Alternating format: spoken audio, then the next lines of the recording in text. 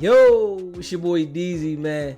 You already know it's not about the setback. It's about the get back. I want to appreciate everyone that subscribed to the channel, that watches the channel, and that's became a member. If you haven't already, hit that notification bell. Hit that notification bell so you can be notified every time we go live. I appreciate all of y'all that rock with me, and I hope y'all continue to rock with me.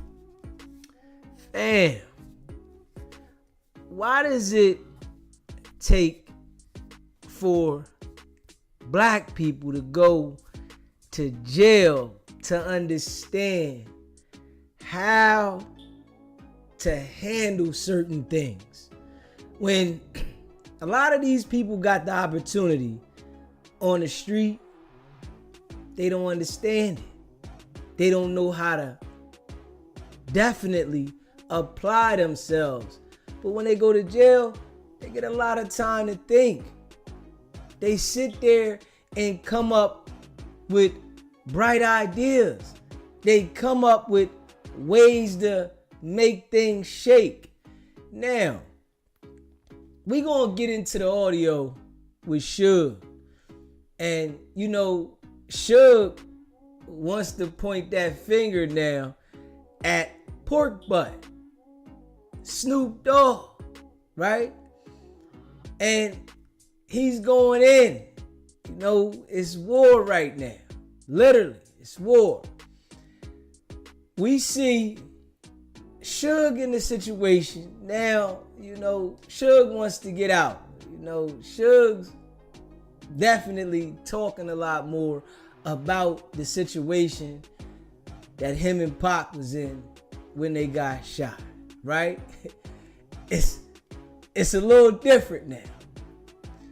But it takes for something serious for black people's brain to want to operate different. And the young boys that's in jail with a life sentence, them too, right?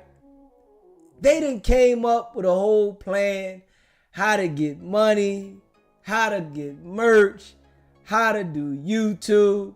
And they on YouTube heavy doing content. But they couldn't figure this out before they got life sentences. Before they got a life sentence, they was crash dummies. They running around the street straight crash dummies. But then they go to jail inside of a small cell, and they want to apply themselves to want to handle business. They want to operate how they should have been operating on the street. But they wait to go to jail to try to put a plan together to make something shake. Now they want to move the merch all across the world. They want to connect here, connect there, and try to sell this merch. But when they was on the street, all they wanted to do was gangbang. That's it. And it's crazy how people don't understand it until they throw their whole life away. That's the only time people want to come to the grips. Damn, I should have did better. You can't give a black man a slap on the wrist and they start to say, hold up, let me correct this. You gotta bury them for them to understand, damn, I could have did different. I had other opportunities. The followers, right?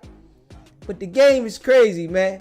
We gonna get into this audio with Suge, man. We gonna get into the audio with Suge. And Suge is definitely going at Reggie Wright. Pork butt. Get your dirty ass in the shower, pork butt. You stink. You smell like dookie. Yeah. And Suge is making it his business to put Pork Butt out there. You know, Pork Butt going at him, using Wack to help him push the line, you know, because he know Wack got more people paying attention to him, right? So he's using Wack to push the line on Suge. Suge still is Suge. He got reach now. Got reach. So he's still reaching to bigger platforms than Pork Butt and Wack is reaching to. Because even though Suge is down, his name is heavier than Pork Butt and Wack. Put together now. We know Wack is known for what he's known for on the internet, right? And that's it. Starting trouble, getting people into some shit, no jumper. But Wack is definitely a piece of shit. You know what I mean? Don't care about nobody but himself. Always starting trouble. Always pushing for people to fail so that they don't elevate above him. If he has the ability to stop you, that's why. He don't want to see you elevate. Why? Because he never lived the life that he wanted to. He come from bad background, straight base heads as parents. Life wasn't what he wanted it to be, right? So he makes sure that he shows everybody, I'm miserable. I'm going to make sure all y'all are miserable. Straight up. And, you know, him and Pork Butt, you know, they teamed up. They gang. Pork Butt and Wack, they gang. They going hard in the paint, you know, to go at Suge because they know Suge got that reach and his message gonna carry. It's gonna send a whole different vibration. You know what I'm saying? Suge's message is gonna send a whole different vibration. Now, people are asking Suge about Diddy, and did Diddy have something to do with Pac's situation?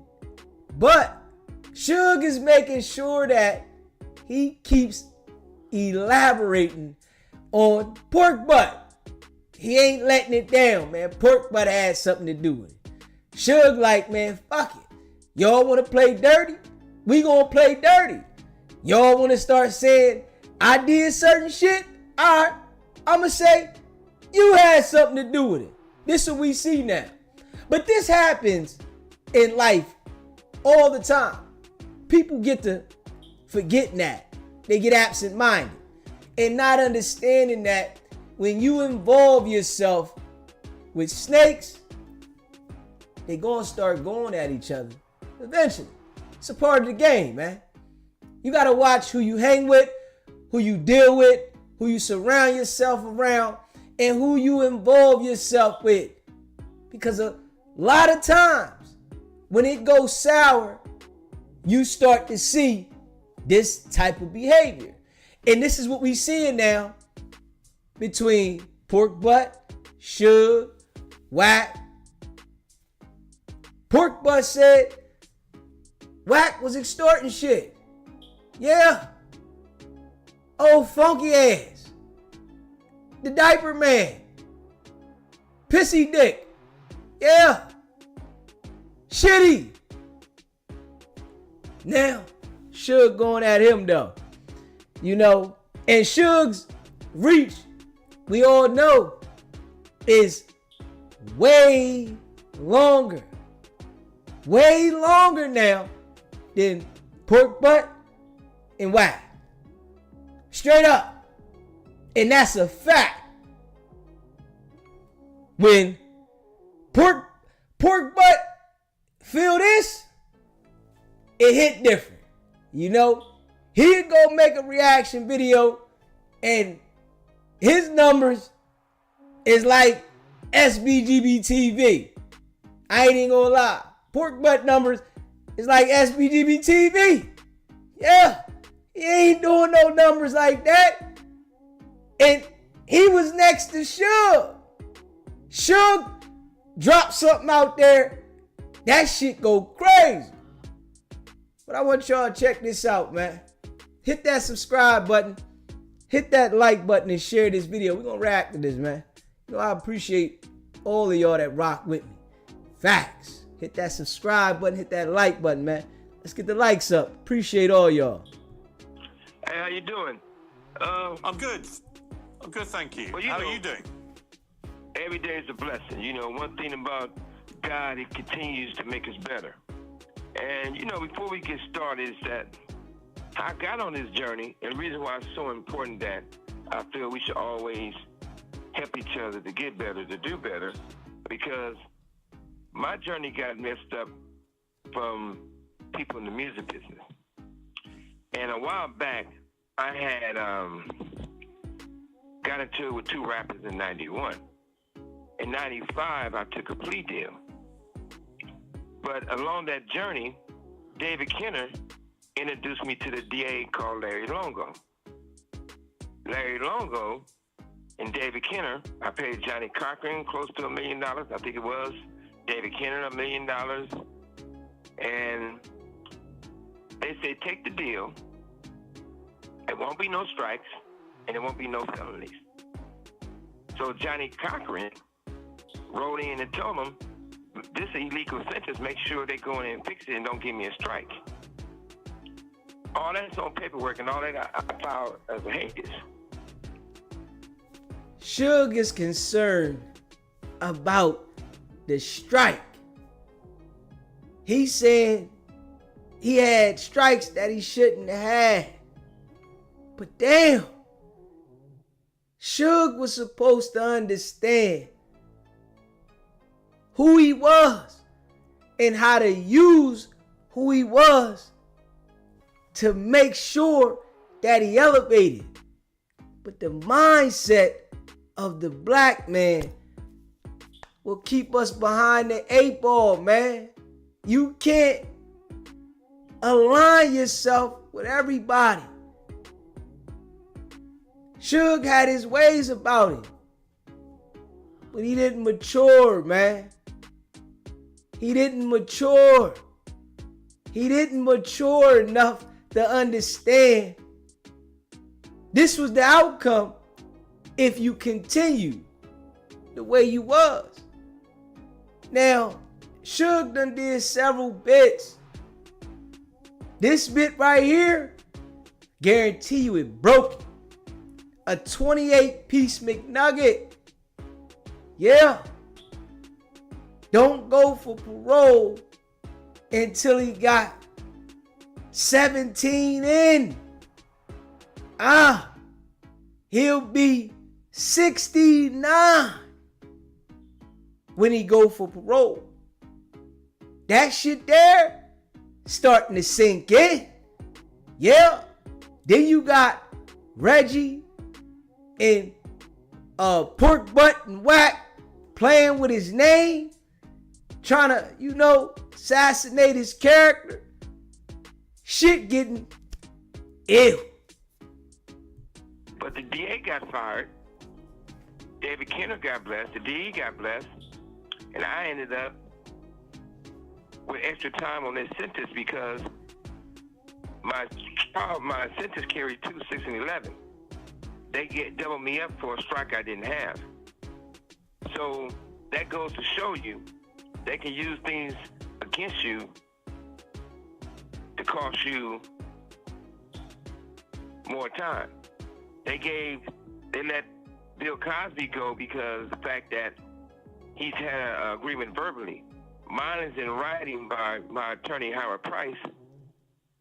It says that I don't supposed to have no strikes. And they still haven't granted that to me.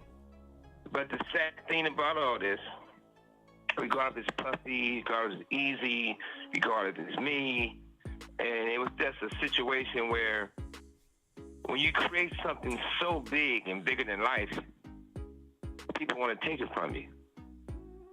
And if they can't take it from you... So Suge, just to jump in, what you're saying, because for viewers who are not familiar with the intricacies of your situation, in September 2018, you pled no contest to a voluntary manslaughter in a fatal hit and run 3 years earlier. Your conviction, along with the previous felonies, triggered California's 3 strikes law. You got a sentence of 28 years in prison. You'll be up for parole in October 2034 when you'll be 69. And what you're intimating there is that one of those strikes shouldn't have been on your record. Is that have I read that correctly? Neither one. Neither one of those strikes should be on my record because I don't supposed to have any strikes. Also, they had proof of the guys with guns. They got proof of tapes where Andre Young paid these guys to kill me with a personal check. 20,000 here, money there, and they all agreed they was paid to kill me. And the fact that if you really look at the whole situation, it started with One Oak. Same people at One Oak got shot 7 times. Same people at Tams tried to kill me. Same thing if the FBI says it's a price on your head, they want to kill you. So when somebody tries to kill you and you get away, how did I end up in prison? But the most important thing about this, they denied me to go. They wouldn't let me go per. But David Kenner, my attorney, did the most crookedest thing on record that you can possibly do. And this is a guy who's getting this. They're trying to disbar him 24, 25, 21, and they never reported that to the courts or to me. But past that, the situation is this: a lot of crooked cops got involved in hip-hop. Those same crooked cops, I felt that cost me my freedom, cost Puffy his freedom for now, cost a lot of people bad situations. And I think that they cost the biggest 2 rappers in hip-hop history, Tupac Shakur and Biggie Smalls, their life. Everybody points the finger at everyone, but it all comes back to the same authorities. As you know, Suge, look, you mentioned Tupac there. Obviously, it was 1996. Incredible to think it's nearly 30 years ago when he was shot and killed. You were alongside him in the car. Many people have speculated since that Diddy ordered that death of Tupac. Is that your belief? Well, first of all, I got a bullet still today, a 45 bullet an inch to my skull. You can look at my medical records and see the x-rays and see it's in my skull. They didn't remove it because they said if it would have went another inch, either I'd have been a vegetable or dead. Now, as far as what they say Puffy did and didn't do, this is the facts. The facts of the matter is this. It's a guy named Reggie Wright Jr. who was over security. He didn't work directly for Death Row, but he had a security company called Wright Security, who did security for Death Row with off-duty police officers or guys with a CCW. Everybody knows when we go to a fight in Vegas, we're going to be at the Tyson fight, and we're going to be at my club they call Club 662. You can go to that club and you'll see Mary J. Blige perform, Jodeci performs, Tupac performs, Snoop and the Dogg Pound, Andre. Unbelievable talent in one place. That night was going to be Run DMC East Coast night. Reggie Wright Jr. told the security they can't carry firearms. The sad thing about that, Pac hated Reggie Wright Jr., so he had fired him before any of that. I don't know the right date, but I'm quite sure it was. It's paperwork that shows it. But the crazy thing about that, it was a bodyguard named Frank Alexander. Pac hated Frank. he was cool at first, but towards the end he hated Frank because Frank always wanted to get in the pictures with Tupac. And Tupac was very Dominican, so he was like, man, I don't want a bodyguard taking pictures with me. How is he watching my back if he getting himself in the pictures? So I hired a guy named Michael Moore and told him to bring another off-duty police officer because they kept their gun and they was real aggressive by protecting Tupac. So on the way to the fight, Reggie Wright Jr. tell Michael Moore he can't carry his weapon when he's doing bodyguard work for Tupac. Michael Moore said, well, I'm going back to the hotel. If I can't carry my gun, I can't protect myself or Tupac, so I'm not going. So Reggie Wright Jr., who nicknamed that Pac gave him, Pork Butt, so Pork Butt goes and says, Frank, you can go, but you can't bring your gun. Now, everyone knows you can't be a bodyguard without a gun. So after the fight, we come from the fight. Tupac got into it with another guy. It was a big fight. After that fight, after we stopped to a few places, we go to my house. I told Frank, I told all the security, I told everyone. Pac just beat up a well-known gang member. Send 4 or 5 guys extra to the house to escort Tupac to the club. Reggie Wright Jr. refused to send the security guys, refused to show up. That wasn't a coincidence. It was a murder for hire hit. We was blocked in. It was more than one shooter. Only person know the truth, the real truth, is me and Tupac. He's not there to tell it. Only person knows is myself. But yeah, Pork Butt, no. The gloves is off. The gloves is off. Suge about to go in. Since, you know, Pork Butt want to say the man was messing with young girls, he ready to go off. But this is what happens in life, man. People think that there's like a real code because people say certain things. When it get messy and people lives is on the line, trust me, things get said. And Suge making sure now he done went on a big stage. Straight up, he done went on a big stage and spit this shit. They talking about Diddy, but Suge making sure he include Pork Butt. Pork Butt got Wack, right? But Wack ain't gonna do the numbers like this outlet that Suge went on. I don't give a fuck what outlet Wack go on and try to spin the narrative for Pork Butt. He not gonna do no numbers like this outlet that Suge went on. Let's be real. Wack is Wack, right? Wack think he bigger than who he is. I'ma just be real. Wack think he bigger than who he is. Just being real. Wack ain't been over there on that spot. Yeah.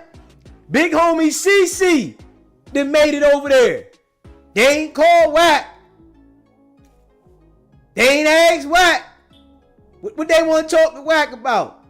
They know Wack be lying, frauding. They ain't asked Pork Butt. We all know Pork Butt be frauding, lying too.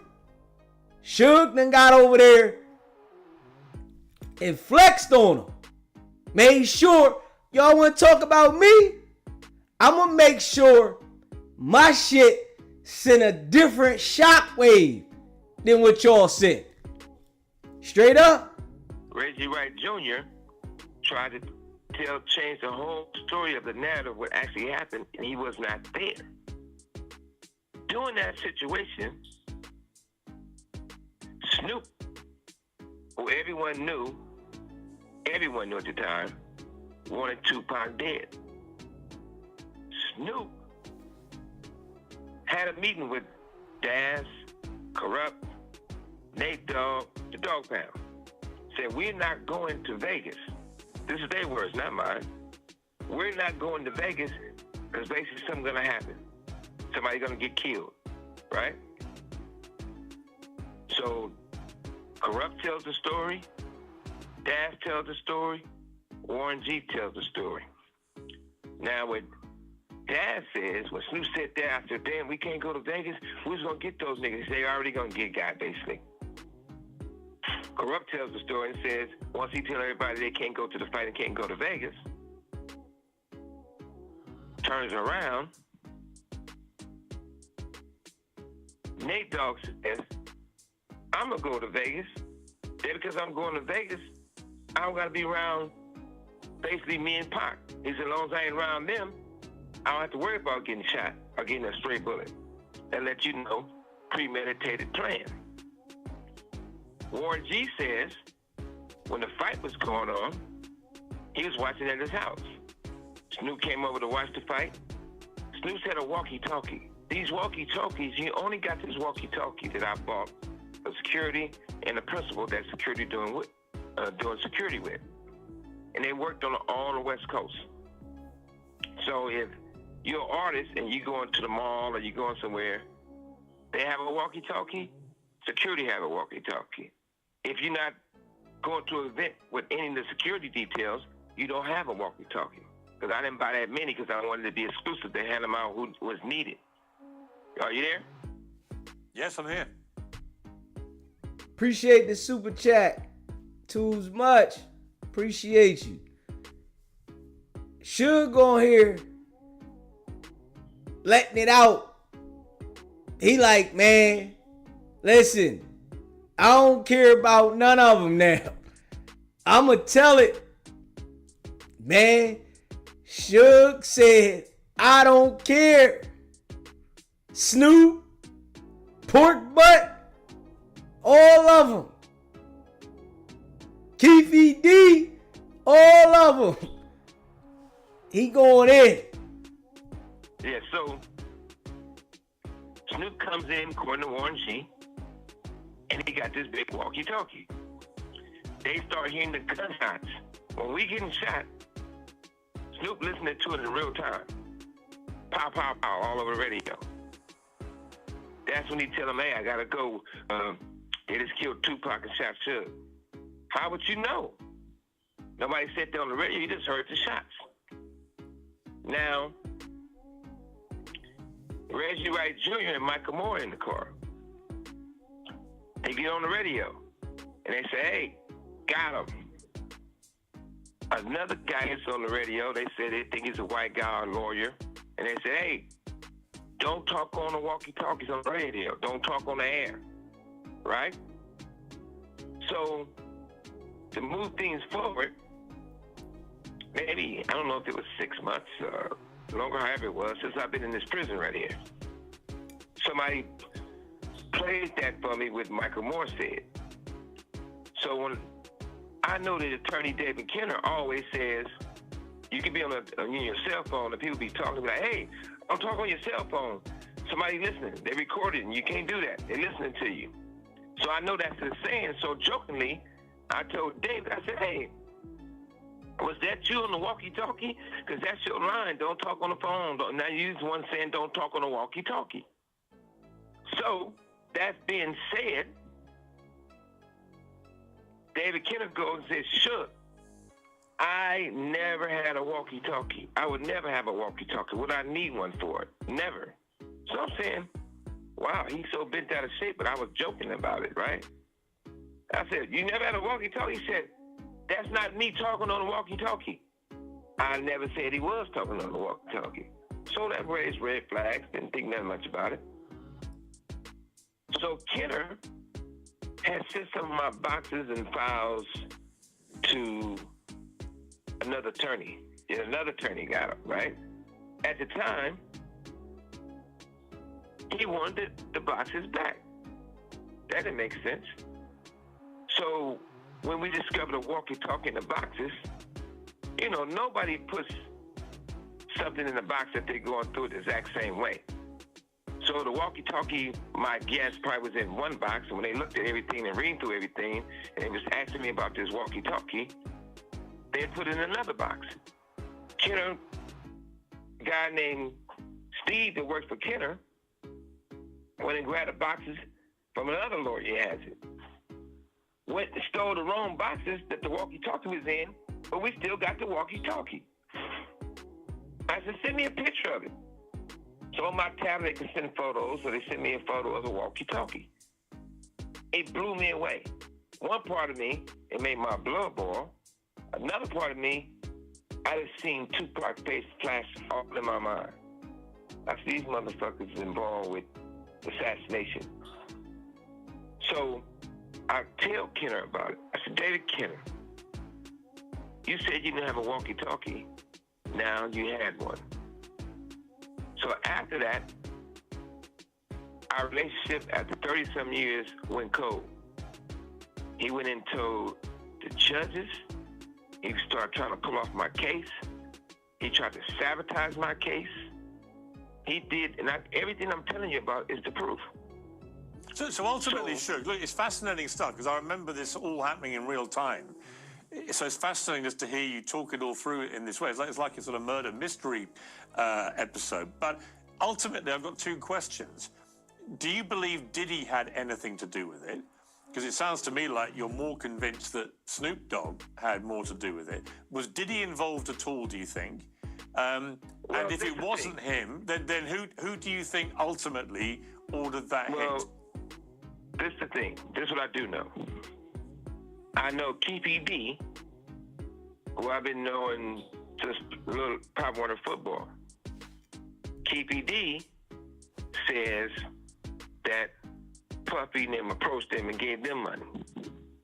Keefy D says if he go to prison for, this is his words. Keefy D says if he go to prison for the Tupac murder, Reggie Wright Jr.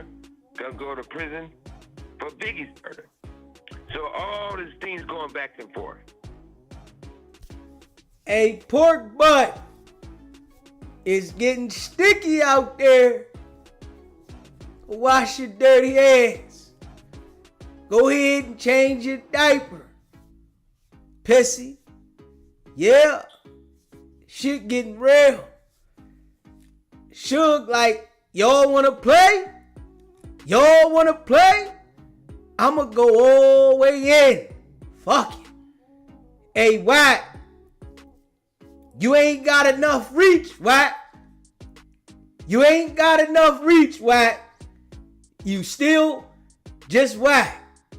I'm telling you that now, Wack. You can go ahead, try to run your narrative through Adam. Man, Adam ain't getting no views like this shit right here. I don't care how many clips he put up. He ain't getting these numbers. Straight up.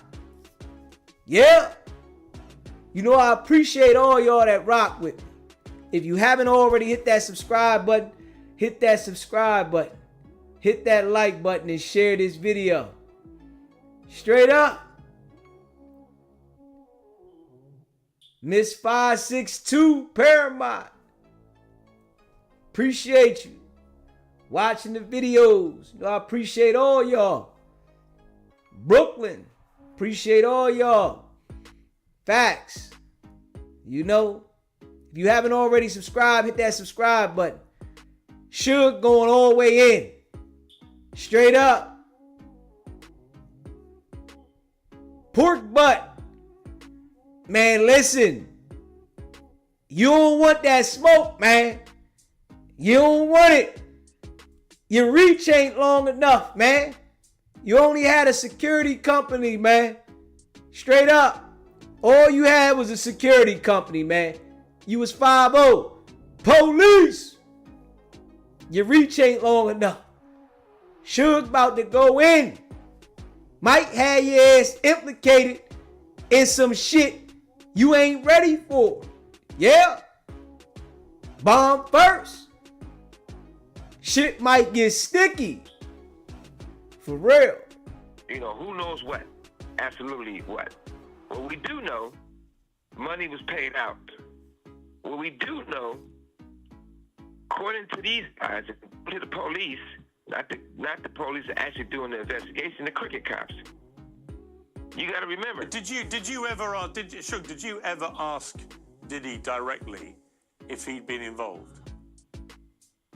Well, that question would be no.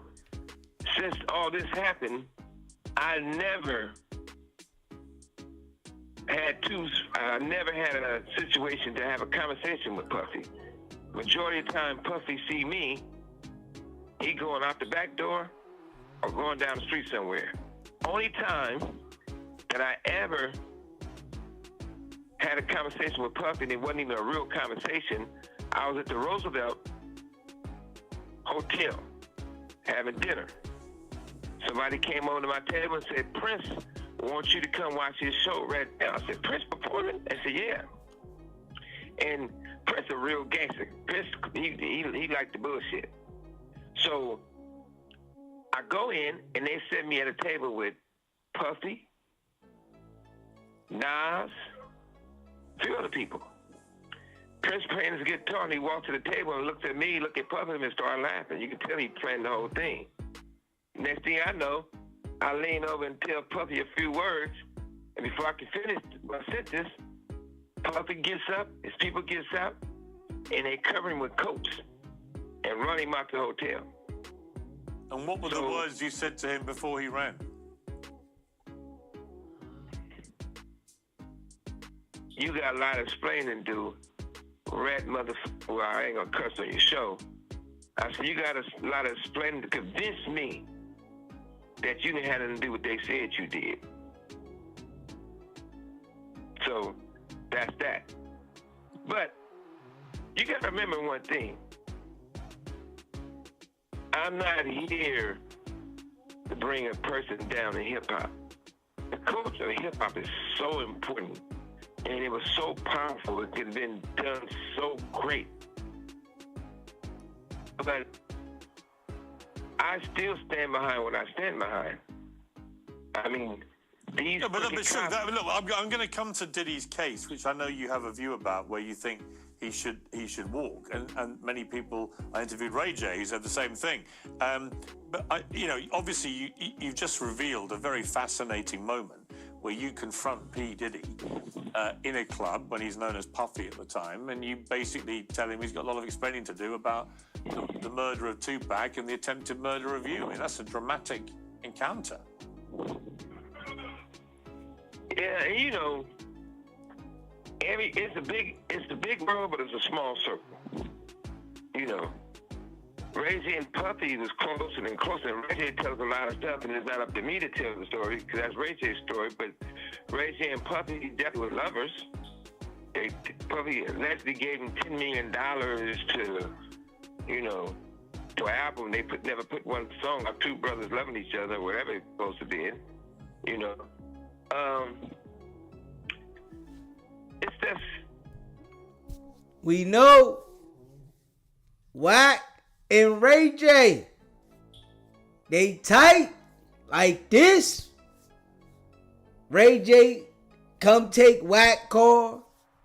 Wack go take Ray J car. I'm sure they got the keys to each other's house. Now, we see Wack is always aligned.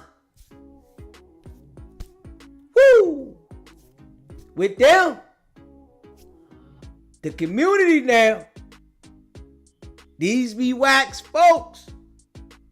He always aligned with them people. Huh? Straight up booty bandits.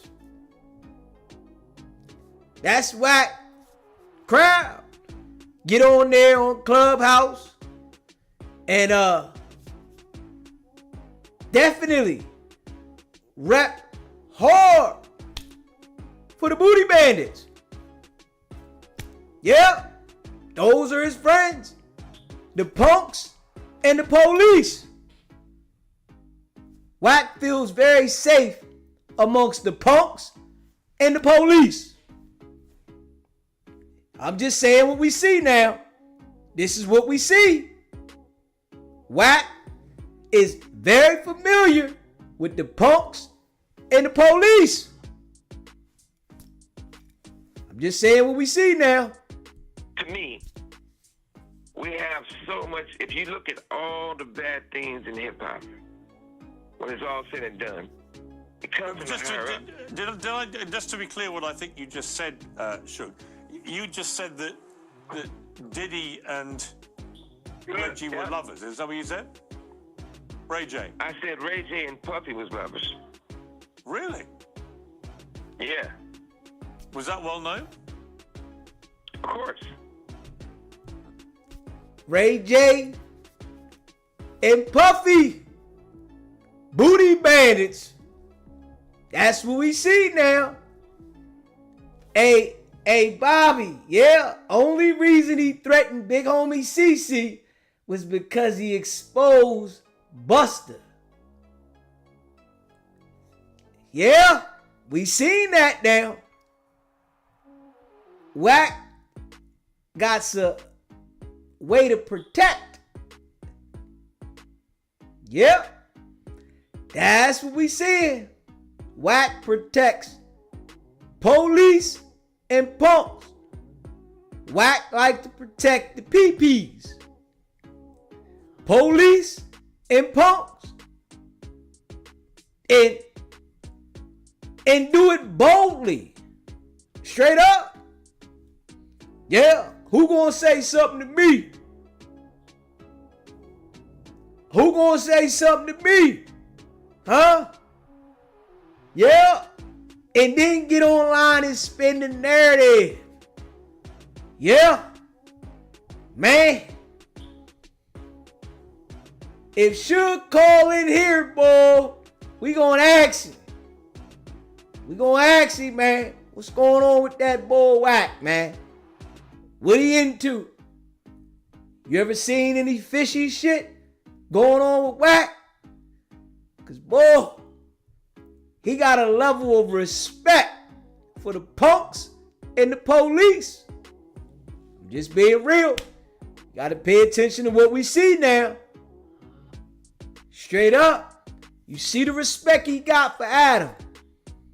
Got a whole nother level of respect for Adam. Yeah. Y'all see it just as well as I see it now. Y'all see the same thing I see. If you police Reggie Wright, pork butt. If you a punk, Reggie Wright, pork butt. Everything's diving in with Wack. He gonna make sure good with you. You can say whatever you want about Wack. If you the police or punk, and Wack ain't gonna say a damn thing about you. Straight up. You can say whatever you want about Wack. If you the police or punk, and Wack ain't gonna say nothing. Straight up. Pork butt said Wack was running around extorting shit. Hard body. Nah, just get on here and say you was just talking, man. Get on here and tell everybody you just talking, man. Get up here, man. It's all good. We gonna run the narrative on Suge, man. We gonna go ahead and lie together on Suge. Whatever we need to do, I'm with you. Got a great deal of respect for the punks and the police now. But ultimately, Suge, do you believe that Diddy and or Snoop Dogg were directly involved in that shooting? I believe that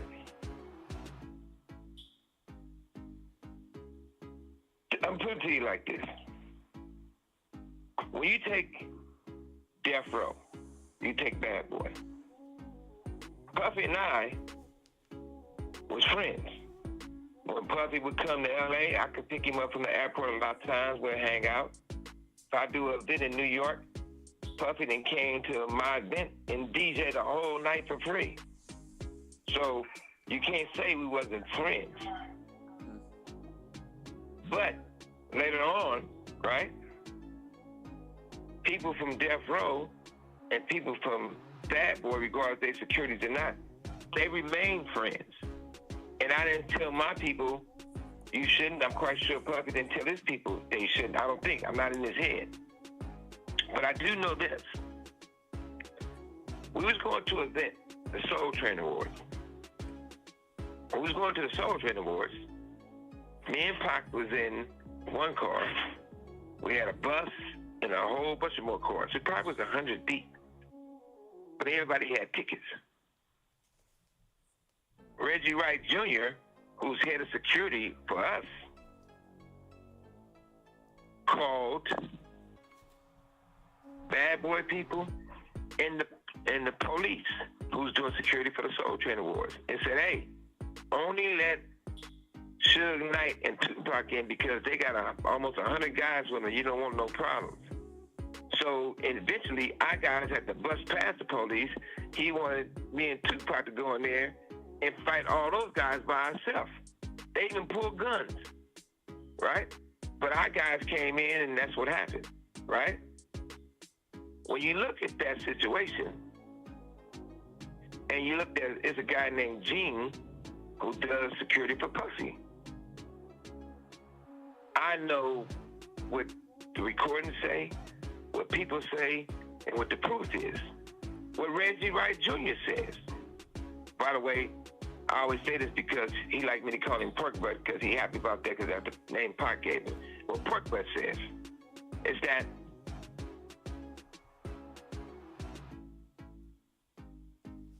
Bad Boy guys called Reggie Wright Jr. to hire him to do security for Biggie and Puffy and them. I don't know what time it was. I was in county jail that Biggie got shot and later died. And I was trying to figure out how is it, why would they call Reggie Wright Jr. when he worked for us? And more importantly, why is Gene and Reggie Wright Jr., according to Reggie Wright Jr. own words, that they still friends? I know that Reggie Wright Sr.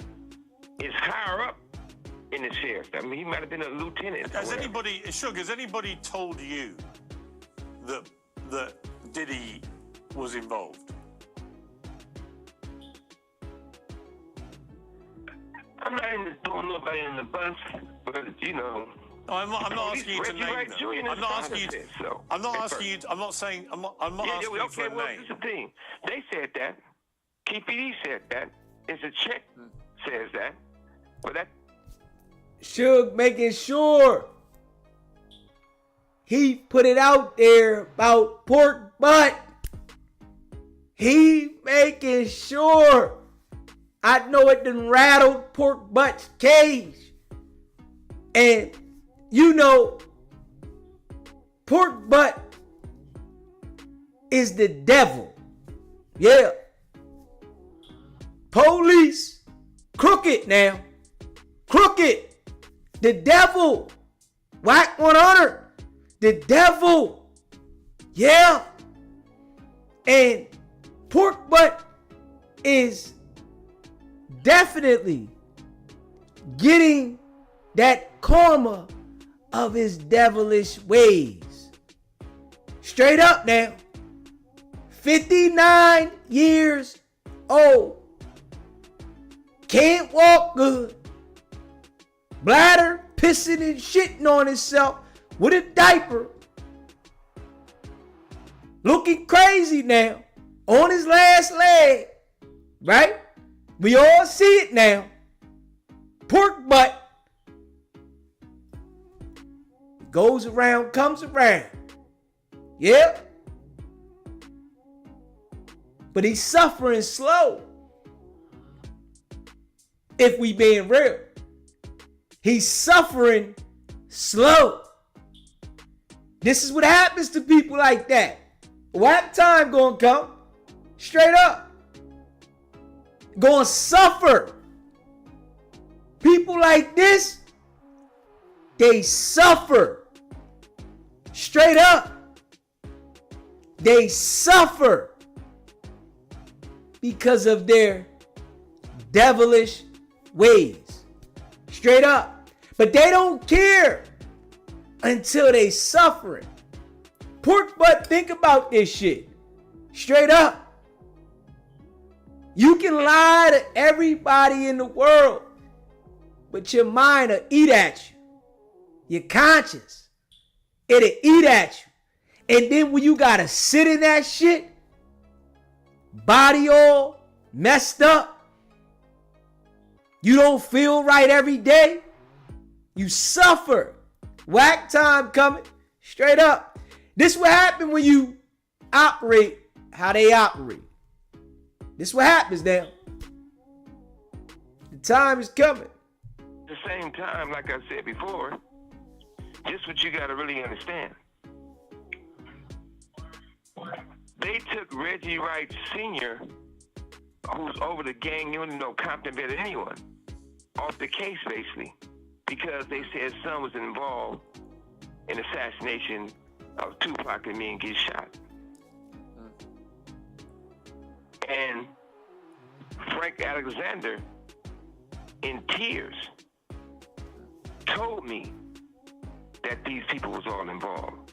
And that's why he did not perform the way he wanted supposed to perform. And if you really look at the other situation, he got interviewed by the grand jury, Frank Alexander. And he lied to him at first. He said everything started over a chain, which is a lie. He says when we walked into the MGM, Orlando Anderson tried to snatch Tupac chain. So the next second day he go to get interviewed, he said, I got to clear up something. I lied the other day. I said, why'd you lie? He said, Reggie Wright Jr. told me to say that they tried to snatch Tupac's chain, which was a lie. My thing is... Certified snake. Yeah. Come on now. We all know there's officers out there that feel like they're above the law. Yeah, a lot of them. And they'll lie, doctor things up because they feel like they are the law. And we can see the karma's coming back on Reggie. Pork butt felt like he was untouchable. Like Wack, you know they feel like they untouchable. Shit eating at him every day. Yeah. Wack go crazy in his head left and right because of his upbringing. He was brought up miserable, lost, abused, violated. Pork butt now. Sick in the brain. Liar. Manipulator. Him and Wack. Now he gotta sit in his own piss and shit. Yeah. Can't walk. Gotta use a walker now. Health deteriorating. Shit done got real. Do you think, Suge, you you'll can ever... tell that these police messed up area investigation there is to mess up purpose. No, I hear you. I mean, do you think we're ever going to know for sure who was behind that assassination of Tupac and attempted assassination of you? I'm quite sure we will find out. Because there's a few people who finally trying to get it right and tell that real story. And they've been going through a lot of times with that story because you had guys like Snoop and Reggie Wright Jr. and all these people calling these people trying to basically threaten them. It's an audio of Snoop Dogg basically admitting why Tupac's dead. He's admitting why he died. And my thing was, how would you know all this if you wasn't involved? And I could have been an asshole and released that audio. Releasing that audio would have put Snoop in prison for the rest of his life. That's how powerful it is. What's happened to that audio? So, what'd you say? What has happened to that audio? Oh, it's still there. But he's admitting the truth. And it's real sad the fact that even though Snoop didn't buy Death Row, he never purchased Death Row, he just registered the name to try to use the name of Death Row. And he can't show you paperwork, he can't show you the proof. But what he could show you the proof of, it's crazy about him, because one day, he's talking about doing a gospel album and praise the Lord with a road. The next day, he's trying to do songs regardless if he's talking about me and other people. I don't know which one he's ever going to get. It's two sides to the devil. One day he wearing fingernail polish on his hands and switching. The next day, he a Crip mascot. But what I do know is that it's real sad that Universal and Interscope will let this guy run around and speak on Death Row or Tupac or anything to help him promote stuff when they know his involvement with the assassination of Tupac. His own words put him in the cell. So It's so sad that when something comes out, these guys turn around and try to flood the media with different stuff, with different narratives. Reggie Wright Jr. Let me ask you. And his let me ask you. Say cops. I hear you. Let me ask you directly now just about the Diddy trial, because you said that you believe he should definitely walk, which is pretty extraordinary given what you've just been telling me about, Diddy's possible involvement in trying to kill you. But why do you think he should walk from this case? Well, number one is that this. To say he part of a racketeering and make a case, they would have to put other executives in custody also, which they would never do. It's a guy named Jimmy Iovine. I consider him family. Been known him forever. Jimmy Iovine used to be a second engineer, and then he started working for Interscope, and I made that company. I built that company, me personally. And Puffy beat up a girl named Capricorn. Beat the shit out of her. Jimmy Iovine, one of Puffy guys, and Puffy approached Capricorn. And Jimmy told Capricorn, you're going to take this money, and you're going to shut your mouth and leave it alone. And I'm going to give you $1 million. Puffy didn't give Capricorn $1 million. Jimmy Iovine gave Capricorn a check from Interscope. And Universal should be ashamed of their fucking self that this big old publicly traded company will allow Interscope to give this girl $1 million check. And this woman should, just to be clear, Capricorn Clark, she's actually been giving evidence in the case. She was your former assistant, and she... No, she wasn't my assistant, but she did hang around Death Row. She was Puffy's assistant. After she hung around Death Row. But what I'm trying to say is... She worked for Death Row. Jimmy gave her that $1 million check. She got mad because she thought that's a settlement check, and the settlement check, you don't have to take taxes out of it. So when they told her she had to pay taxes on it, she get pissed. But I feel bad for Capricorn, not because she's just lying, but I feel bad for Capricorn on the simple fact she went through a lot. But the other part about all this, if you're not going to say nothing to Jimmy and Interscope for doing something illegal, why would you just put Puffy in prison? The other thing is that, do Puffy do weird stuff? If Puffy got on the stand and told the truth, I know he'll walk. If he got on the stand and say, look, I'm gay and straight. I mess with guys. I mess with women. I do it all. Puffy not guilty for the things he did to these people. He's guilty for being a cold, freaky man that wants freaky things done to him. But in the Cassie situation, they could not say he was having sex with the men also, because that'll make him like it's an orgy. It won't be like sex trafficking.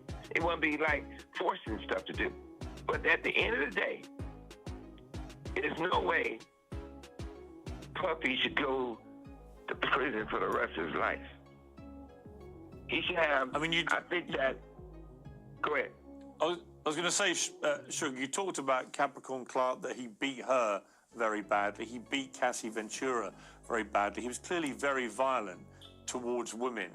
That's not a nice man, somebody who does that, clearly. But what you're saying is you don't... My point is this. I didn't mean to cut you off, but it's like this. I'm not saying... Blue chicken. I got that. Appreciate you. Puffy not guilty on majority stuff. He should go to and he's done, right? Because even if he went to prison, it'd probably be a better thing. He'd probably be more happy in prison than the streets. Because at least in prison, he can get all the baby all he wants. He can have all the men he wants, anyway, anyhow, and all day and all night. But what I'm trying to say is that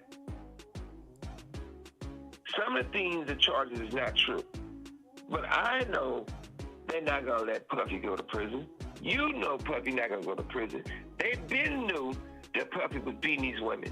They been knew what Puffy was doing with these men.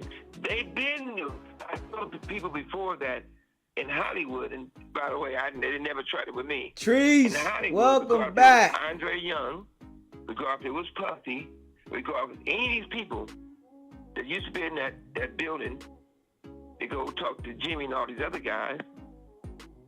Russell Simmons, Andre Arell, they had the thing where they take a hard-boiled egg. And it sounds nasty, but if the egg can go in these guys' rectum and it don't bust, they think they're doing a great job. And if you... Damn! That's how they was doing it? Hey, man. They was on some straight freak booty bandit weird shit. They was sticking a hard-boiled egg in a man's rectum. God damn. Hey, listen, that entertainment world is some other shit. That's some other shit. Hold up. Damn. Yeah, they tripping. But this is how they was getting down. Suge putting it all out there. They was getting down crazy. A hard-boiled egg, and they want to see if it go in? God damn. Asshole straight blown the fuck out. Look at the pictures. You'll see Puffy and another actor. The guy was married to Katy Perry. After I said this, people start finding pictures of these guys holding up the hard-boiled egg. Only thing I'm saying is, the bottom line is this. That because Suge Knight don't wear a shiny suit and dance in the videos, I'm in prison illegally. I'm kidnapped. If it was anyone else, they'll give me a warrant and I'll be free. But since that is the other way around, they can get Puffy telling people they want to kill me. They can say they come in with guns to kill me. They can say they come in to do this. They can have a people who shot me in One Oak do songs about shooting me. If you look at those people, who is those people in bed with? That's the question. Who? Damn. You said Beaver had it too? God damn. They just sick over there, man. Straight sickos. Certified sickos. And I know a lot of those jokers is embarrassed to speak up because they don't want the world to know that the experiences that they had to go through to be the entertainers that they are today. But Suge like, fuck it. I'ma start telling them straight up. Usher got his butt blew out too. Ew. I know they don't want to tell everybody, because it's going to put a different light to the world. But I'm sure a lot of these people in the industry know. And it's been people saying stuff about these situations for years. But they always try to make people look like they're crazy when they start talking about these things with specific people. Straight up. Make sure y'all hit that subscribe button for me. Hit that like button and share this video. It comes back to Puffy.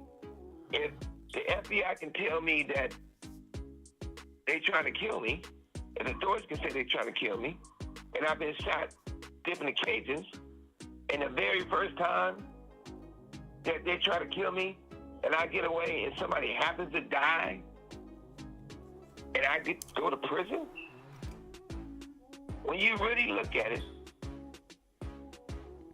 Puffy had sex with too many higher up people in the industry. Now, I'm not talking about women to get convicted. That's what I mean. You're talking about senior male record company executives. Exactly. Extraordinary. Let me just finish, Suge, by asking you this. It's ill. And we see certain people speaking out about Puffy, but the whole industry knew Puffy was a fruit pop. The whole industry knew Puffy is a fruit pop. 50 Cent done said it several times. Straight up. Yeah.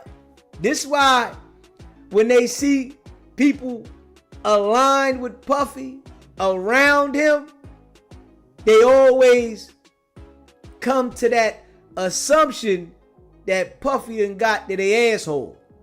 Because Puffy, we can see how cocky and arrogant he is, that he was trying everybody. It's probably people that resisted and didn't go for it, but he was trying. If he tried 50 Cent now, if Puffy tried 50 Cent looked like a gorilla. That lets you know Puffy didn't have no picks. He wanted a man's asshole. He didn't have no picks. Suge putting it all out there, man. You were there when one of the all-time most famous music icons was killed. You were sitting next to him. What was the last thing that Tupac said to you? Well, the crazy thing about it, nobody followed us, nobody came, nobody come to help. Appreciate that super chat, J Rip. Appreciate you much. And as we sitting there, I looking at him, he looking at me. I said, man, look, we ain't gonna go straight ahead this way to the hospital. I'm gonna do a U-turn, and we're gonna go to the hospital off of Las Vegas Boulevard. He said, why? I said, because it's more lights and more people. And he said, well, let me drive. I said, I'm driving. He said, man, you bleeding all through your head. You can't see, I can see. And we was listening to oldies at first, but on the way towards the strip, he put in a song that says he did it about me. And I said, I did, you know, that's me talking about you. The song was you ain't never had a friend like this. I take your collect calls, get a shot of the last Hennessy. And as we riding down Las Vegas Boulevard, the police ran us off the divider and fucked the tires up and pulled guns on us and was talking about killing us. So I always think about that. For a long time, I wasn't able to listen to Tupac's music because it put me in a place of anger, rage. And my mother, who passed away when I was in county jail, always told me God loves me. And I know I'm not perfect. And I take accountability of everything I do. And I listened to my mother to try to make myself better, to improve myself. And I'm going to say this, and it's very important I say this because it's true. Some people can't be upped. There's a guy named Reggie Wright Jr., and I say this guy's name a lot because he keeps lying all over the internet about Tupac, and he know what he did. So, when I knew that he was trying to kill himself because he can't walk and he got to wear steamy shoes to make himself better, he got a great mother. I even know his father. So when everybody was laughing and said he wanted to commit suicide, I called him to give me some encouragement. He goes and take that to be negative and try to bring down everyone. Mainly because he hate Tupac. If anybody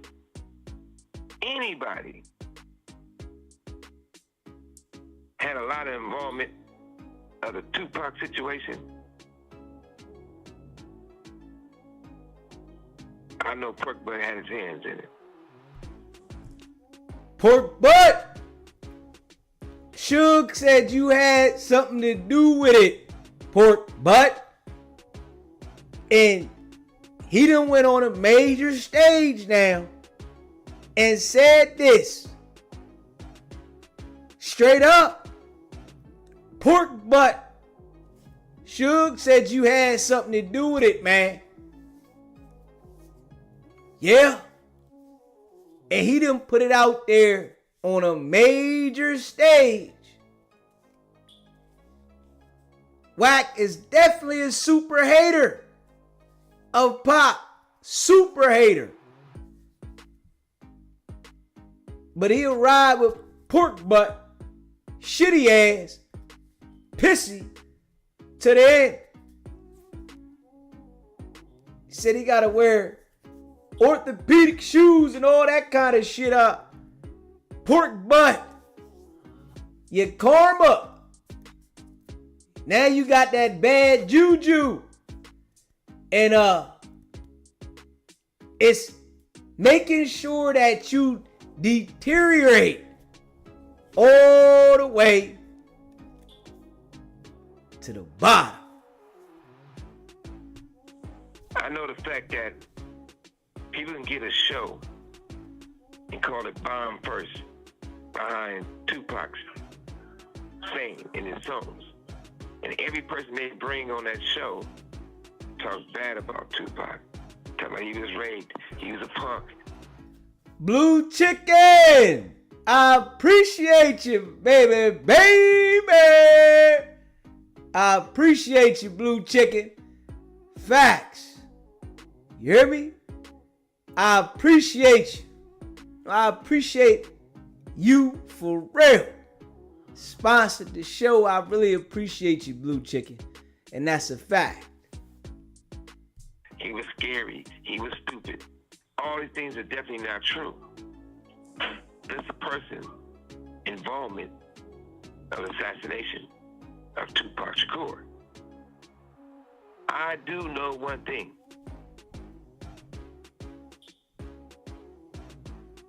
Crooked cops destroyed hip-hop.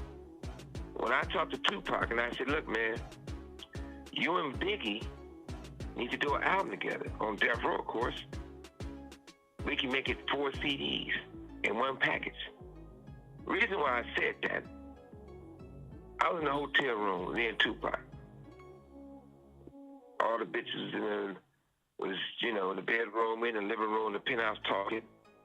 And he was on the phone with Biggie. When they having their conversation, I didn't see enemies. I seen that Tupac was hurt because he loved Biggie. And I knew Biggie loved Tupac.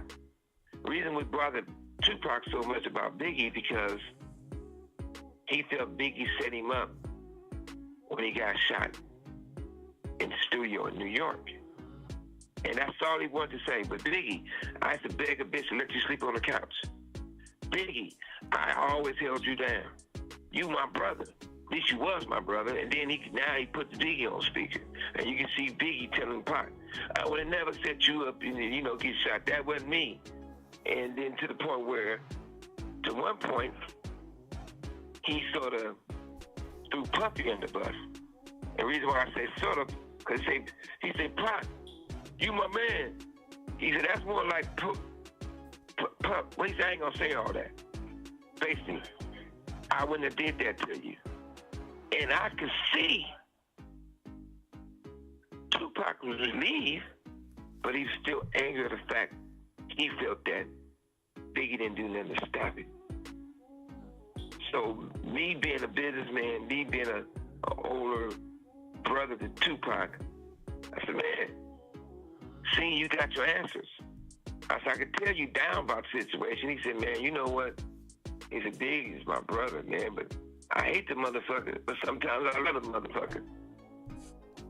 Hey, big homie CC, I know you ain't going for that. We know that. You ain't going for that. We all know Wack is foo-faffy. We know that. And you done already seen him and seen his character. I know you ain't going for that. Just make sure you don't talk to him on a personal level. Don't have no dialogue with him because the man tried to put a bad bone on your name. He went on Pork Butt show with Loose Cannon and the he-she, the punk, and tried to assassinate your character. And from the door, I let the whole world know, man, we know it's cat. We know it's cat. That's Wack's whole angle. To try to put a bad bone on a person because Wack was fondled as a kid from his uncle. Yeah. Wack then had his uncle messing with him as a kid now. And he tries to put all the fruit pop situations on everybody else. Yeah. I know you ain't going for that. And he had that old Tupac laugh and do a grin about it. Had a big grin. But I'm going to say this before I go.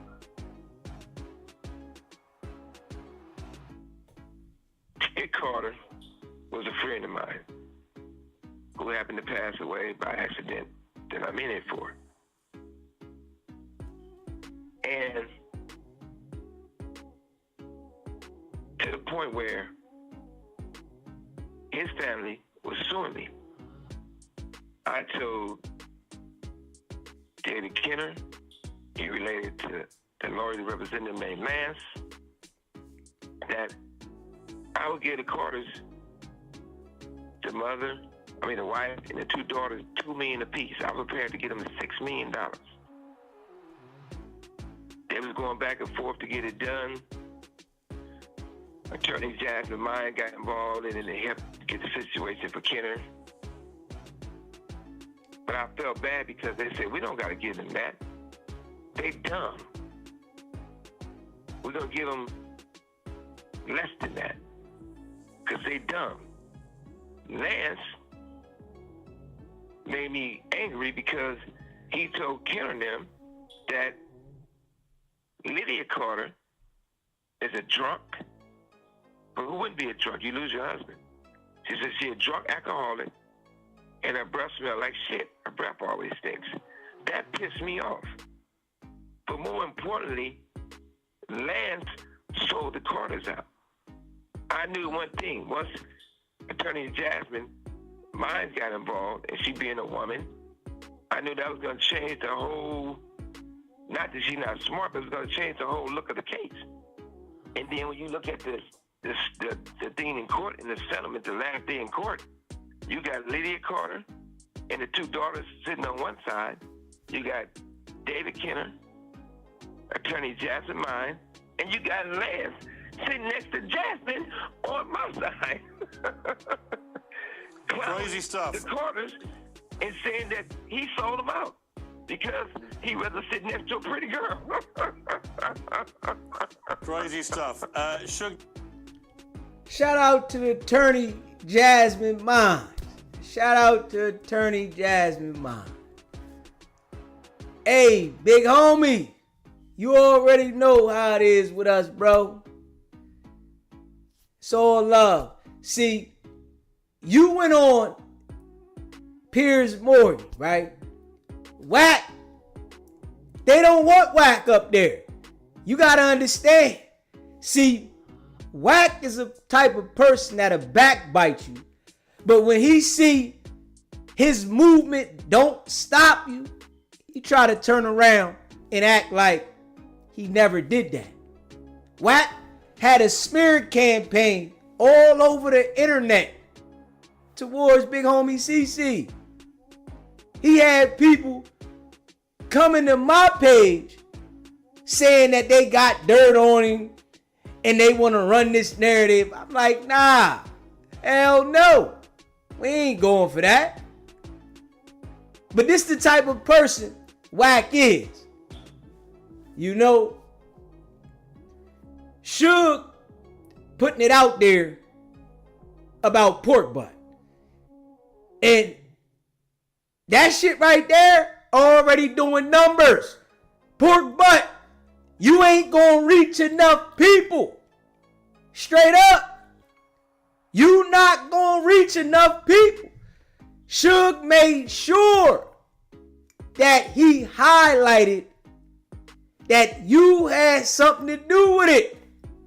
Pork butt? Yeah. Highlighted it now. You can go make a reaction to it, but it ain't gonna reach. Straight up, that shit ain't gonna reach. You can even get Wack to spin a narrative for you. It ain't gonna reach. They way bigger than Wack. Straight up now. Wack, I'm gonna whack a little fish. He think he big and whack a little fish. Fucking around over there with Piers Morgan. Straight up. Adam ain't doing views like Piers Morgan at all. Adam ain't doing nowhere near them type of views. Straight up. Yeah. And big homie CC went on there. They dropped that shit. It did 1 million ASAP. I said, oh shit. I think that shit did like 1 million in like 18, 19, 20 hours. No cap. Yeah. So you already know that his volume is different. Adam got niggas watching. Straight up. Adam got niggas. Gang members. Straight crash dummies. Right? Piers Morgan got all walks of life watching. He ain't calling Wack to do no interview. For what? What are you gonna call Wack for? Yeah, he ain't hitting Reggie. Hey, listen. Shit getting real. Fuck around. SBGB TV might make it there before Wack and Reggie. Shit. While we grinding from the muck, we might make it there before Wack and Reggie. Straight up. Shit don't hold no weight. Yeah. Pork butt. Shitty. You know, pork butt over there shitting himself, pissing himself, all kinds of shit now. Orthopedic shoes. Shit then came back, man. Yeah. Now he gotta sit in that shit. You know? You know what I'm saying? Now he gotta shit in that shit. All that dirt. Wack gonna have his day. The way that they robbed, pistol whip, beat, and stripped Marciano out there, paralyzed that man. Wack don't care right now because he's not affected. But when it affects Wack, oh man, he gonna think about all the fucked up shit that he's done. This is what happens to these type of people. Wack think he untouchable right now. You can't allow Wack to get next to you. You know? Because he gonna always snake you. This is his character. This is how he operates. This is his personality. He's a certified snake. So, his time is coming, man. I can see it. It happens to all the people that operate like that. Especially when they feel like they untouchable. They know everything. Can't nobody tell them nothing. They always in the middle of something that's happening to somebody. Not once has Wack took accountability for what he did outside of No Jumper. And he operating, you know, like he got it figured out. Time gonna come though. Straight up. And when it come, you know, that's when he gonna reflect on all the dirt that he's done in the karma. Yeah. And you know, if you haven't already hit that subscribe button, hit that subscribe button, hit that like button and share this video. You know, I appreciate all of y'all that rock with me. Facts. Appreciate that, Latrice. Facts. You know, I appreciate all y'all. Yeah. Suge putting it all out there though, man. Putting it all out there. Reggie thought he was going to run his smear campaign and Suge wasn't going to have no reach. He forgot who Suge was. Appreciate that, Superfly. Salute to the new members. Much respect. Much love, King. Appreciate that. Straight up. See, Reggie thought he was going to run the narrative and have Wack behind him and that shit was going to hold weight. Nah. Ain't nobody believing in Wack no more, man. Hey, pork butt. People don't believe in Wack no more. Wack has lost all credibility on the internet. And I'm just telling you that, and that's big facts. Appreciate you gifting those memberships, Superfly. Facts. Appreciate you. No cap.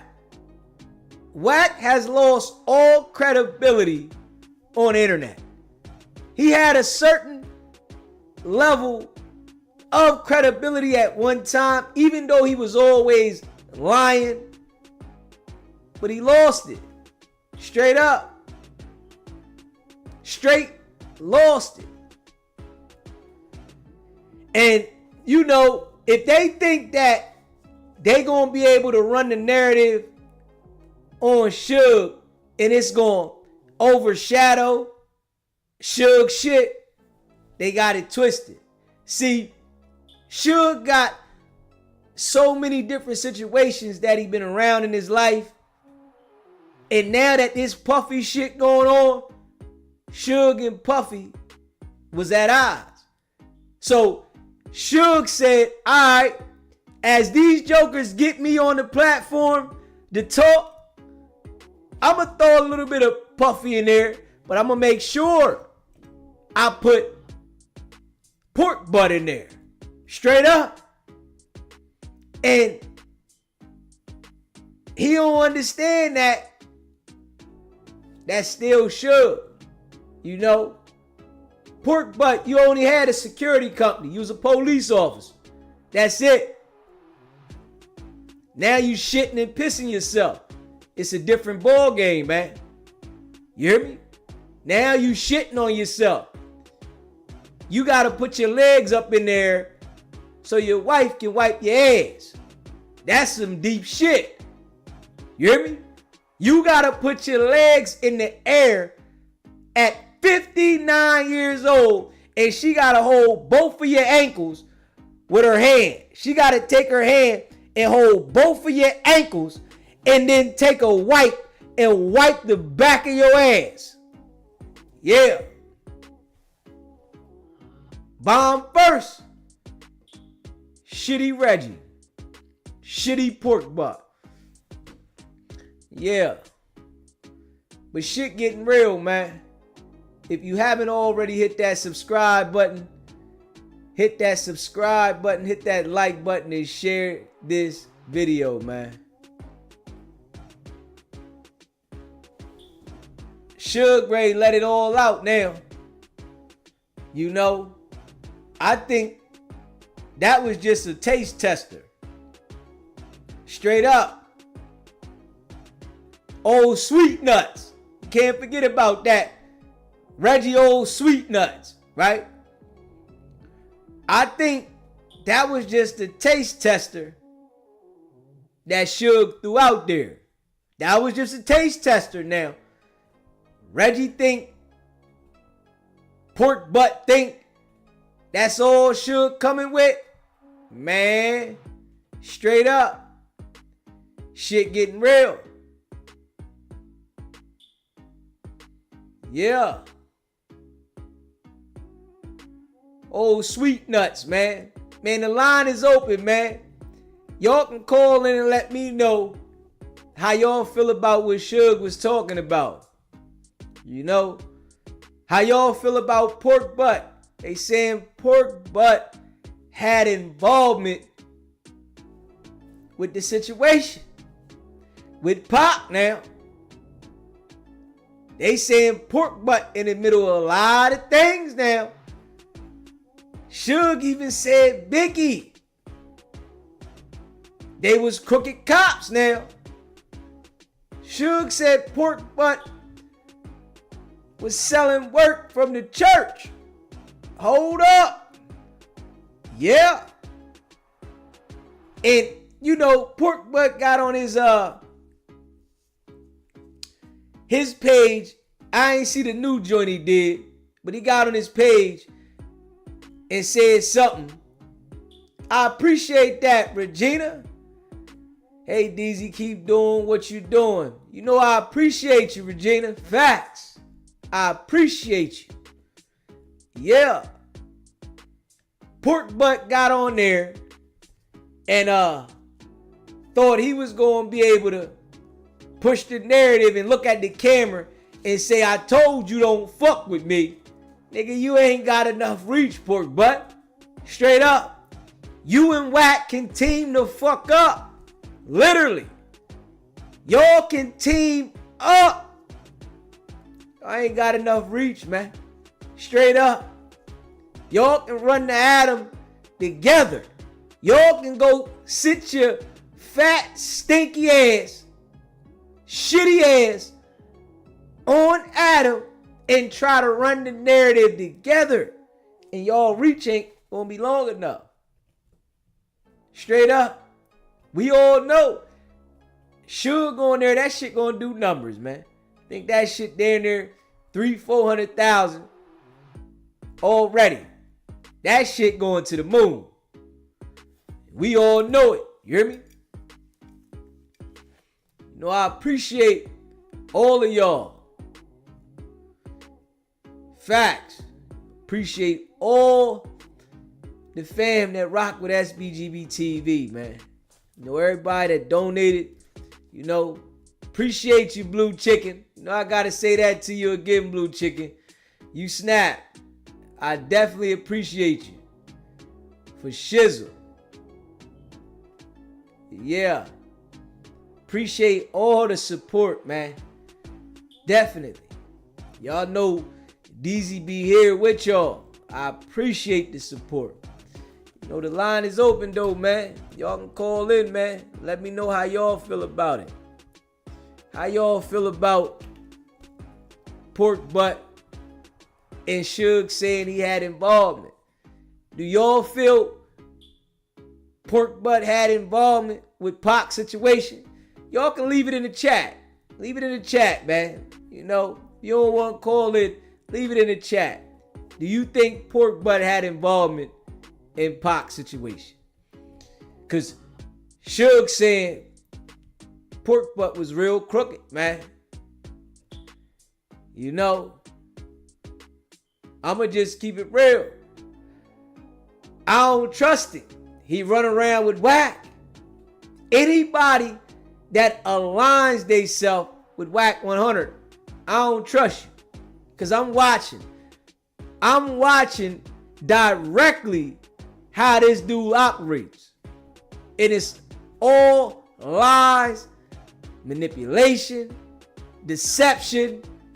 It's just crazy when you watch it. And when we all see that Wack tried to bail Keefy D out and said everything he talks about on these podcasts is a lie. And he definitely tries to make sure that he put emphasis on all of these situations. Just being real. SBGB TV, it's a live call-in show. State your name, where you calling in from. Yeah, this kid from Baltimore, I was just calling because I was saying Wack didn't like Tupac because they said he was messing with Tupac's first wife and they had a picture, and that's the only thing I was trying to get to. Okay, you said it's a picture of Tupac and supposed to been Wack's first wife. It's out on the internet. Okay, you know that's why they saying Wack don't like Tupac. Yeah. He still feels some type of way. She might have said something while they was in the house together. But they supposed to be on the internet. They supposed to be his first wife. What's her name? Kim. Yeah, they supposed to be on the internet when they was younger. So you know, Wack, he like a couple years younger than Tupac. I mean, older. Tupac be 50 and Wack 48. So Kim is the same age supposed to be as Tupac. So she was like the same age, and when he met Kim, so like that, it's a picture. She supposed to be like 17, and Tupac was like 20 or something. It should be on the internet. Okay, yeah. So we see Wack is very upset about this. Yeah, because he just dug Tupac so like really like why you got a grudge against this man for no reason? Yeah, that gotta be it. You know, some dudes be real tender, you know, because we see how he is with R&B. He's real tender about her having a past. So he's tender about Pac. Yeah. Because I didn't understand, like, he didn't like Tupac, but he wasn't around Tupac when Suge was around Tupac. You know what I mean? Like, he was still supposed to be in jail, and when Tupac was in jail, like, he wasn't around Suge. So why you hate? Because he said Tupac was in Compton, wherever he was at, for 11 months. So clearly you didn't meet him. So why you hate him so much? That gotta be the only reason. Well, if you look it up, it's supposed to be on the internet. I don't know if that's his real wife back in the day, but that's what they said, that supposed to be his real wife. Yeah. Before Wack met her. Yeah, I heard that myself. You know what I mean? I definitely heard that myself. And people been saying that. And I mean, it gotta be some truth to it. It makes sense. It do make sense though. Yeah, because he definitely got a hard on for Pac. He hate Pac. He be hating. And the East Coast fuck with Pac. Like, I fuck like, yeah. I don't even play about Pac. But you know, you can't fight every war. But yeah, like, I don't know, but that's what I was trying to understand. Like when I seen the picture, I'm like, it was like that's Kim and Tupac. Like they was young, they was really, really. I don't know if that's really her, but I'm just saying it was a picture. I don't know. Hey man, we gonna take it from what the world is saying. The world's saying that's why he mad. But if you can look that up and put it on your channel and see, like, if people can weigh in and see if that's her, you know what I mean? Like, just so that'd be another piece of content or whatever. Because I want everybody on your channel to see why he so really don't like Tupac. Like on that little stuff that they be on. Like he be like fuck Pac and like going all the way out the window. I'm like, what's going on? Like, why you don't like this man? Yeah. Hater. I'm gonna look it up and see if I can see it. So there's another thing. It was something else I want. Okay, so this is what I wanted to say. Mm-hmm. All right, Puff Daddy, Diddy, whatever. I think Donald Trump gonna pardon him. Once he get off of all this stuff. You talking about Puffy, right? He gonna pardon him. Yeah, Puffy. Donald Trump gonna pardon him. That's what he gonna do. Listen. Yeah, exactly. That's it. He gonna let Puffy go through the process. And Puffy gonna kill every motherfucker that go. It ain't funny. Puffy, he gonna kill everybody that sat on that stand. He gonna come back with a vengeance. They gonna die from fucking what they do, pneumonia and fallout and heart attack. I'm trying to tell you. Now, I think honestly, Puff gonna let it go. He just gonna. No, he's not. No, he gonna play dirty. I don't care 5 years from now. I'm trying to tell you. That man ain't letting up. He the devil. He sat on the stand while this girl cried and said he trained this young lady to say she want freak. Who gonna fuck for 4 days strong? Like, come on now. I don't give a fuck what you doing. He had her at work. Oh yeah, that's mentally training somebody's mind. Like, come on, y'all. Like, men be like, oh, cause she did it to us. Like, come on, how could somebody have their own body to fuck 4 days straight? Like, come on, man. That's just he had insane. Her going crazy, didn't he? But what I'm saying is, Donald Trump gonna pardon him. Yeah. And he's going to go crazy. I'm trying to tell y'all. The world already going crazy because Donald Trump just doing what he want to do. So the world is dead with money. Because he getting all the money from the people that's he pardoning. Like, come on. He pardoning the other rapper guy. NBA Youngboy. Yeah. They got money. Like, come on. He said it. Anybody got money, pay me and I do what y'all want me to do. This fucking world is going to fucking hell in a handbasket. Man, listen, man. You know, man, we can't control it, so we can't get the fuck in the house and go to bed. We just gotta make sure that we live and stay out the way. Exactly. Yeah, please stay out and go to bed, go to work, and go to sleep. Because at the end of the day, ain't nothing safe. Ain't nothing. Get a gun. If somebody come to your house, oh my God. Okay, thank you. I appreciate you calling in. All right. Yeah, I mean, I think that myself, you know, for real, I think that if Puff is convicted, that on the way out of office, Trump gonna pardon him.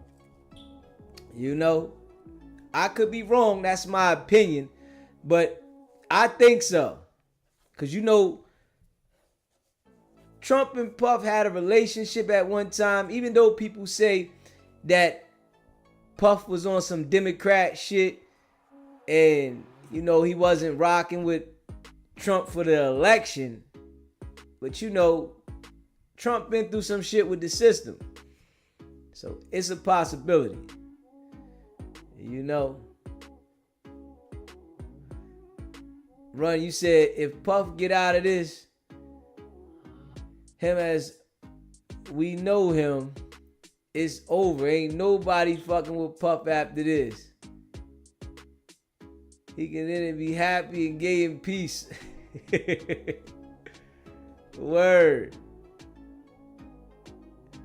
Leon, you said Trump hold grudges. Puff ain't get no pardon from him. Hey, man, they got a relationship though before, you know, I think Puff gonna do it just to send a message that he did something that maybe the black community would have been like, all right, you know, because even though we know Puff went crazy and he beat them women, which he was wrong. He was wrong for that. Now, he in the RICO by himself. Trump know there's other executives that was running with Puff, and they just targeted Puff.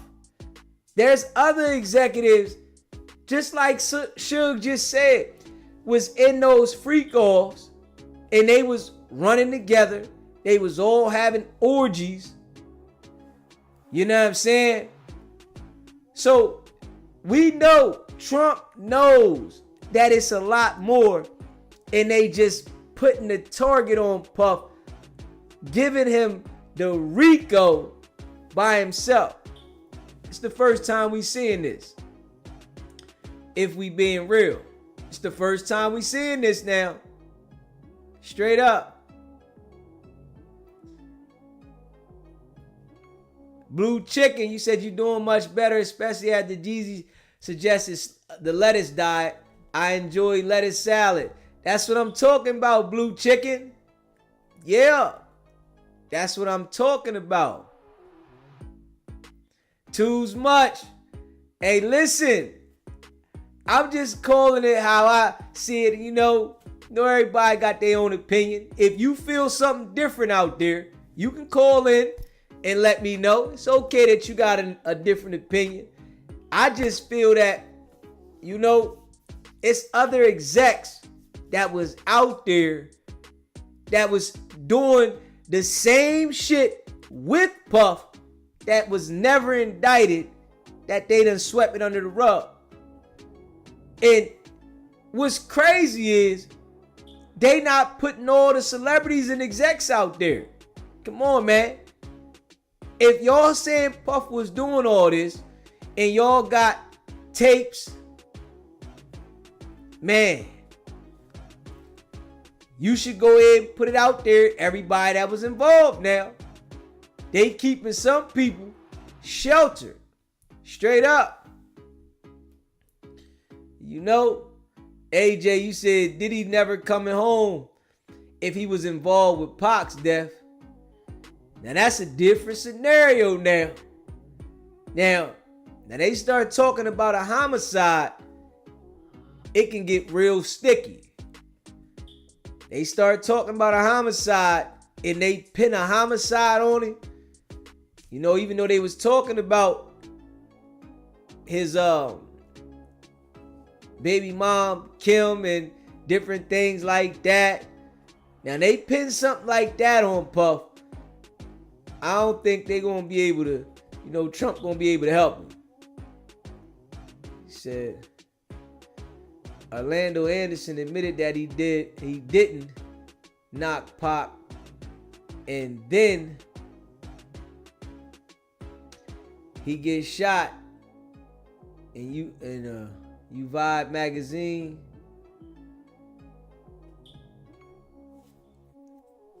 Well, we'll see. Keefy D said he about to drop a dime. He ready to drop the dime. He said he got a check from Puffy. Well, he was supposed to get the check, but I guess he never got the check. He didn't get paid. We gonna see. We gonna see. You said Swiss Beats name was brought up in court yesterday. Not Swizzy. They ain't bring Swizzy up, did they? Swizzy. Oh, man. Clyde Davis, the devil. You already know them execs. They was all around there lit, going crazy. All of them. We all heard for years about the music rituals, you know. But you know, people that didn't understand it, that wanted to be in the music field so bad. You know, I'm sure it's a lot of people that had to experience some stuff. Some people probably went with it, and some people probably rebelled, you know? And we see what happens to the people that rebel. Their careers never go nowhere. I'm just being real. The people that we heard rebel, their careers never take off. But the people that say that they never did nothing, but their careers go to the moon, right? And they be running around, shit look crazy. SBGB TV, it's a live call-in show. Blue Chicken, what's poppin'? What's up, baby? What's going on with you? I want you to take your girl out with that $100, okay? Because she did so well with them cars. I want y'all to have another little lunch date. Hey, listen, Blue Chicken, I really, really appreciate the support. And I appreciate the support with the merch as well, because I just got that email. And yeah, it took me a while. Your site was down for a while. It wouldn't let my payment go through, so I had to keep trying and trying. But I'm glad I got through, because I was gonna call you towards the end of the show and ask you about it, but I got through. So I'm glad to support. But I'm calling in because I believe they raided all the Puffy homes, not just looking for the evidence and the videotapes to take and turn over to the courts and stuff, but he had dignitaries, prince, kings coming to his parties. They raided him to confiscate them tapes for them other people and keep them. They didn't turn all them tapes in. That's just the way I'm thinking, my point of view. Hey, listen, that is a great point of view, that they would do that to try to keep some people from being exposed. Because if you think Epstein hung himself, then you was born under a rock and you ain't came out yet. Hey, listen, I agree with you on that, because ain't no way that man they had under surveillance in the cell was able to do that, knowing he had a lot of dirt on everybody else. You can't even hang yourself in a cell. You don't have shoes with shoestrings in them. He was still being held in like a protective custody area of the jail, where ain't no way that man fell asleep on the job like that. Who opened the doors? They don't even use keys no more. They hit buttons. Yeah. Hey, listen, I agree with you on that, because Epstein was in there probably ready to drop a dime on a lot of people, and he probably even said something to someone and let them know, man, listen, there was other people that was with me, and bam. That girlfriend that was his madam, he kept a big old book. You on an island. Look, Puffy was following right behind him. He bought an island. He learned that from hanging with them people and doing them rituals. But where he messed up was when he went in to sue them Jews with that alcohol company. And it backfired. They let him know, I don't care how much money you got. Like Dre said, you still a nigga. Yeah. You could move up to the most, they want to go to Calabasas, Beverly Hills and all that. The police still gonna follow your ass home. A neighbor still gonna call on you because you the only nigga in the hood, up in their neighborhoods. Yeah. Shit, his house had tunnels under it that ran underground to the Playboy Mansion.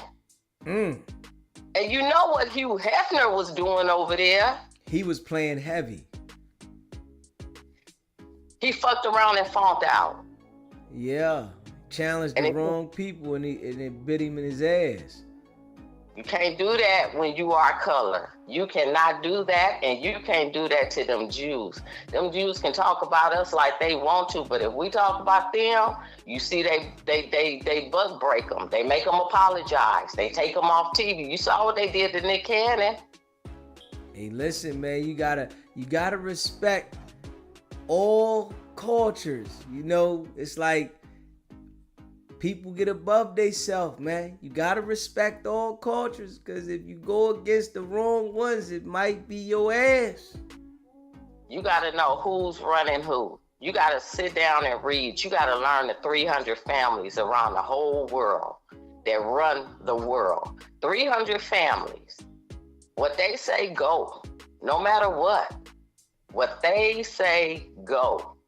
And most of them are Jewish. The Jewish people run the music industry. When Berry Gordy sold his company, they made him sign a contract that he would never start another music company like that. And that's they run that. They're the ones that's pushing the negativity. They pushing all that towards our communities and other communities that want to hear. Everybody want to act black until it's really time to be black. Yeah. You know, so you know the music. And so when rap first was coming out, it was all East Coast. And we would listen to it on the West Coast. But it was more deprogramming, and it was more speaking up for us to uplift ourselves. How can you ask the oppressor to uplift you when they oppressing you? But the time is not to blame nobody else to oppress us but our own selves. Look at our black leaders, the Democrats. They shoving us, they taking us right to the slaughterhouse. Al Sharpton need to go sit down somewhere. He don't want to cut his hair. He's still hanging on to that perm, and he's still causing problems. Jesse Jackson, he learned. I remember when they ran him out of Ferguson, Missouri, with when the brown little child had got killed by the officers. He was down there asking for money for Rainbow Push. They ran him up out of there. Got him up out of there. Ran him out.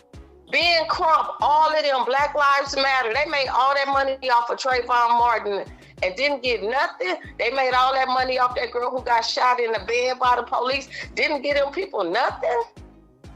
They over here buying $10 million, $20 million mansions in Calabasas and Beverly Hills. Black Lives Matter. And then they talked our youth into tearing up our own community.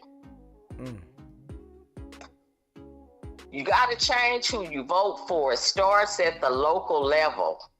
That's where it starts at, in your community. Look at Maxine Waters. She was funneling money to her daughter and her husband. She don't even live in the district she represent. You supposed to live in the district that you represent. She living over here in Miracle Mile with the Jews. If anybody from LA, they know it's all nice homes, like mini mansions over there.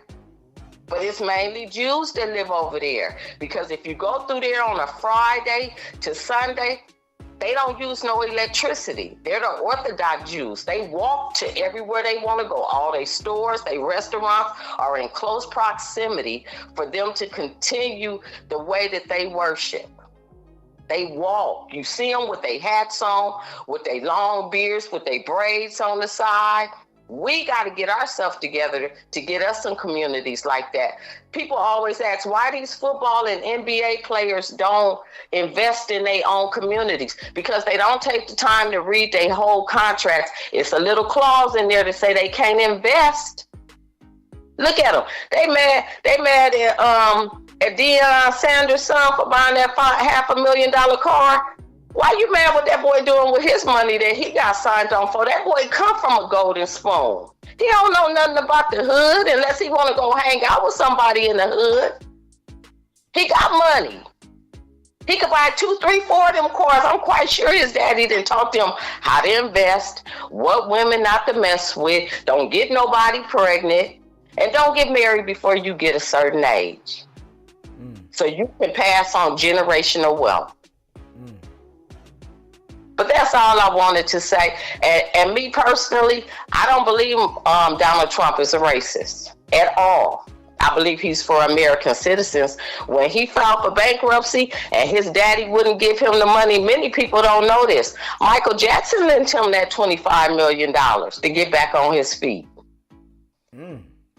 Donald Trump used to be Yeah, Michael Jackson lent him that money. Him and Michael Jackson was close friends. Before Donald Trump turned Republican, he was a Democrat. And the Democrats turned their back on him. See, the problem is he's not a politician, so he can't be bought. He's a businessman. That man came in office and did everything he said he gonna do and do some more. And we ain't even a year into him being in office. He's done more than the Democrats have done in 4 years. They fooled everybody and said Biden was cool, his cognitive skills was okay. And the whole time that man was back there suffering from dementia. And now he got what, stage 4, the worst cancer you could have is incurable. They knew this the whole time. Yeah, I agree with that. And then they pushed Kamala Harris on us. She ain't even black. Her daddy is an Irish Jamaican. They family still on banana plantations in Jamaica, and her mama is from India. She grew up in Canada. She don't like black people. And then when she said, how you gonna run for president and you tell the black men, if you vote for me, we gonna give y'all some money to open up some dispensaries. How do that sound? And who cleaned collard greens in a tub? And she lied. She wasn't listening to Tupac when she was in college because Tupac wasn't even out of high school yet. I sat in on a Sacramento Assembly meeting that they had back in 2017, I believe. I went up there with my daughter and I sat in. Kamala Harris and another representative from Southgate. They wanted the bill to be changed that if you knowingly have unprotected sex with someone and you have HIV or AIDS, it should not be a felony. It should be a misdemeanor. I heard it with my own ears. I was born in the assembly hall. They wanted to put me out. Oh, shit. You got to take the time to read and don't trust nobody by what they tell you. Find out who they are. That's why I rock with you. You stay consistent. You stay consistent. I'm with you I got on board because of Mr. Marciano, because I didn't know about it. Like I said, you had just come across my page because I'm not on social media like that. But you, Mr. DZ, have been consistent from day one since I've been listening to you, and I rock with you. And I greatly appreciate you too. And I'm going to get off and let somebody else speak. But yes, come by my house. I got Trump signs in my yard. I got Trump hoodies. I got Trump hats. I'll be rocking. Now I'm gonna be rocking the SBG TV hoodies and the hats and all that. Make some signs. I'll put one in my yard for you too.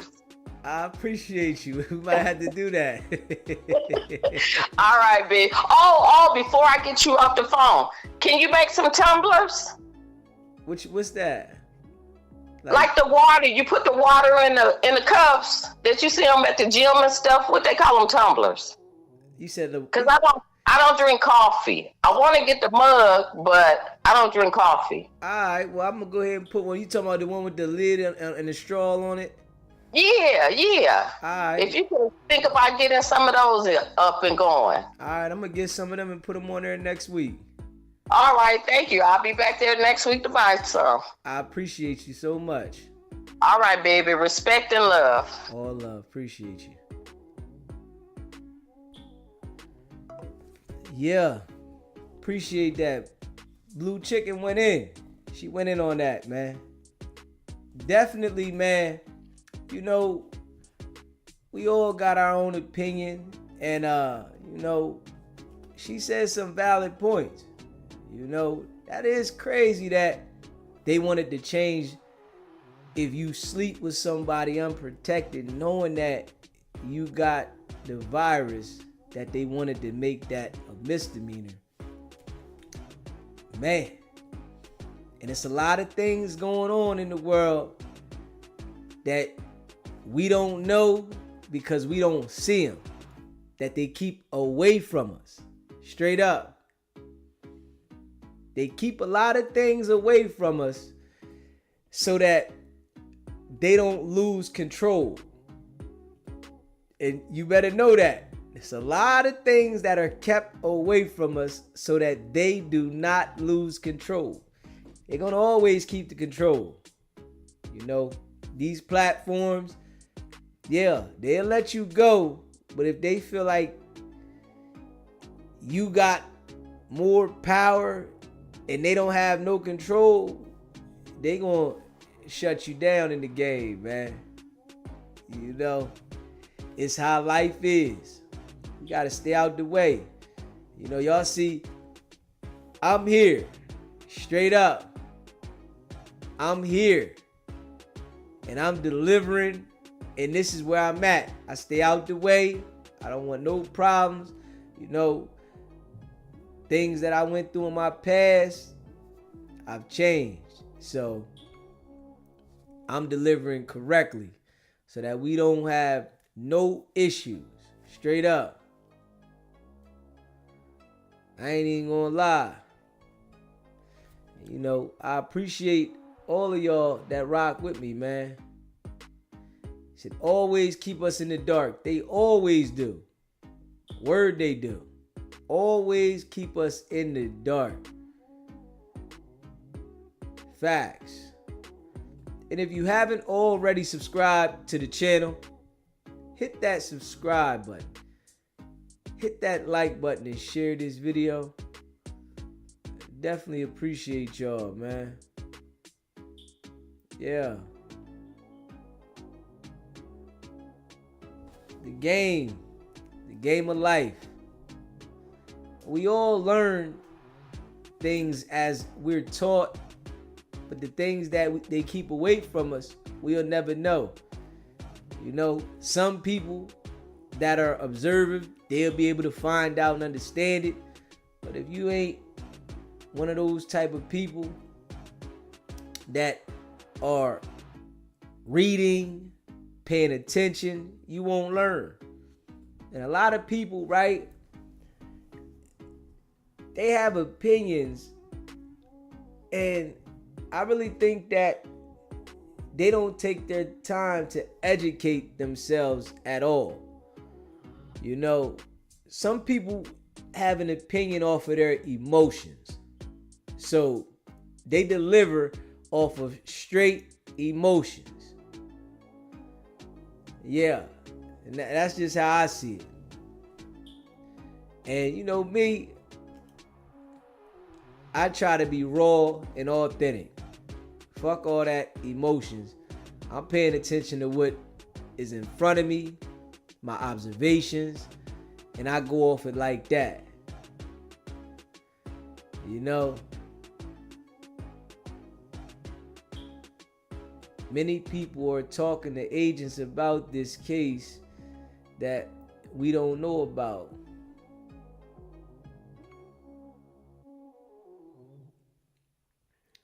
And he said, corn on cobblestone's driveway. Said, Joker's Lab, we loved Trump before he was president. All rappers made songs praising him. He was at every Tyson championship. He was on Fresh Prince. He was always with Jesse Jackson and Al Sharpton.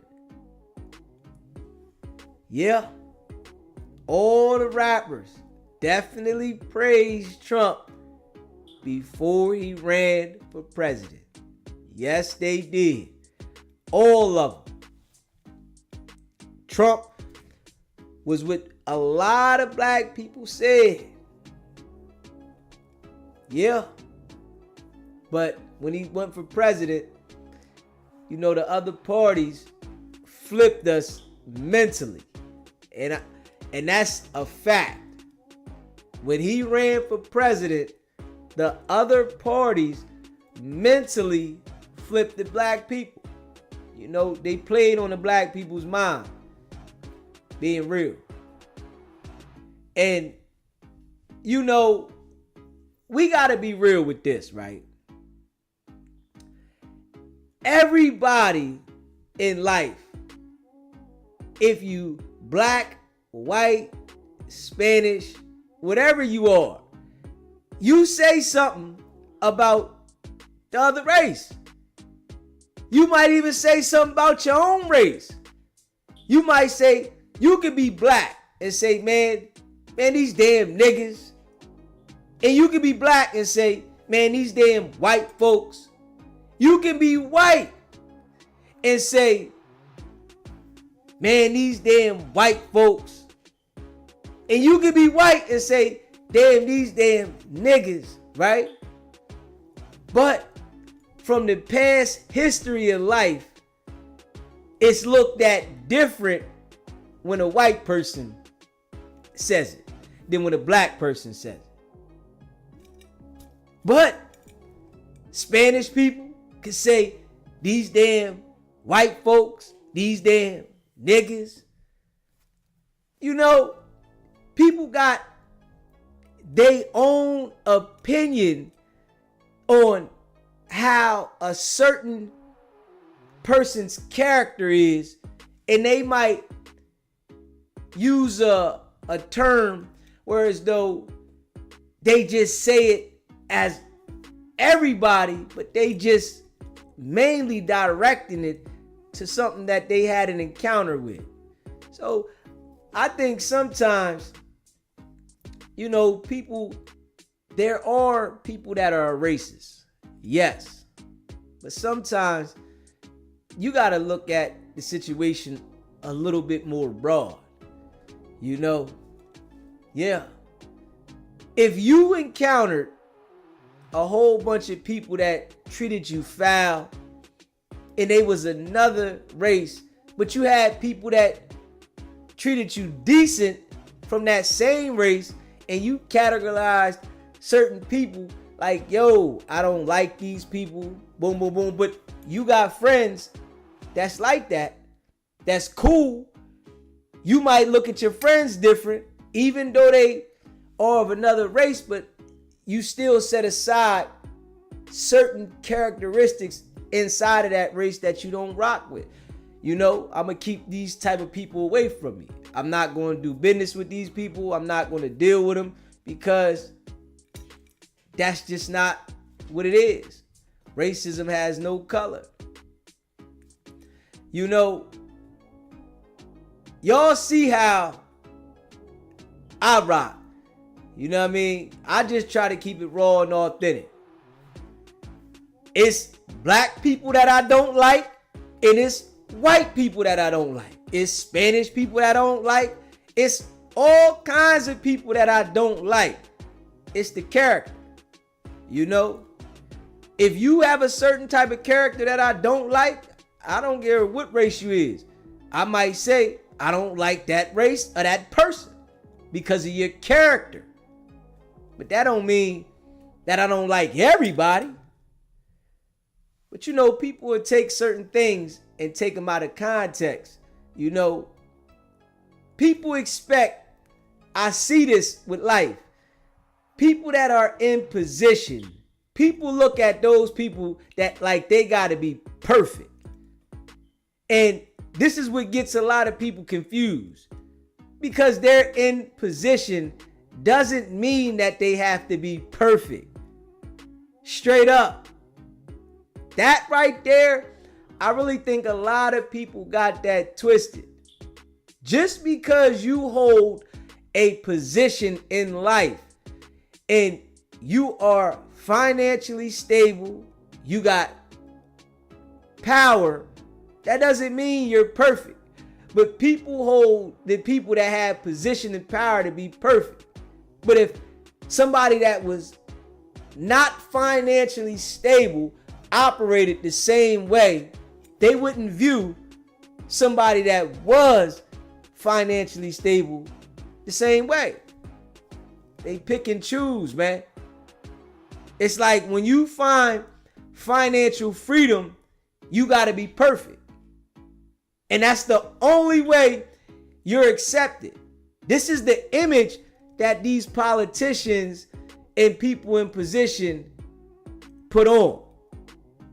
They put this image to the world as if all politicians and people in position are perfect. So when we see one person out of line and doing anything out of pocket, they the worst kind. But people don't pay attention that we all human, man. Straight up.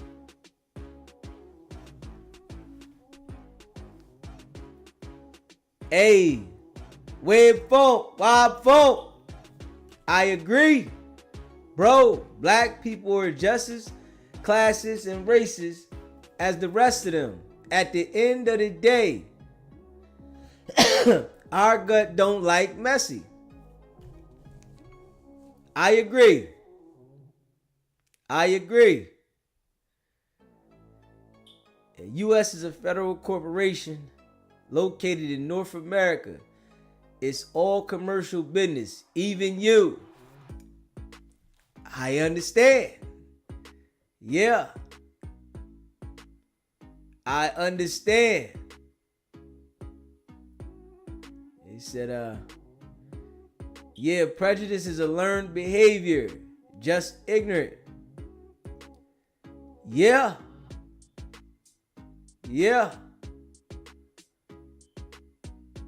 I love everyone the same. I give my respect first. Agreed.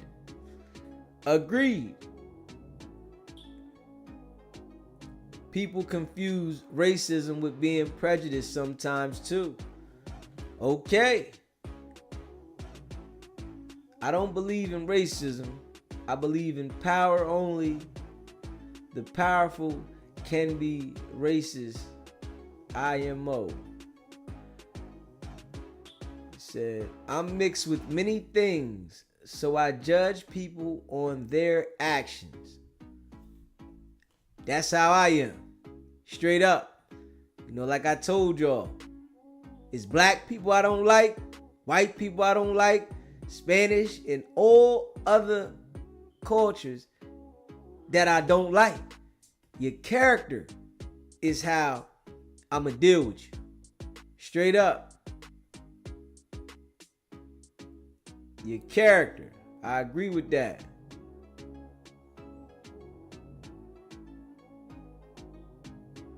I agree with that. He said,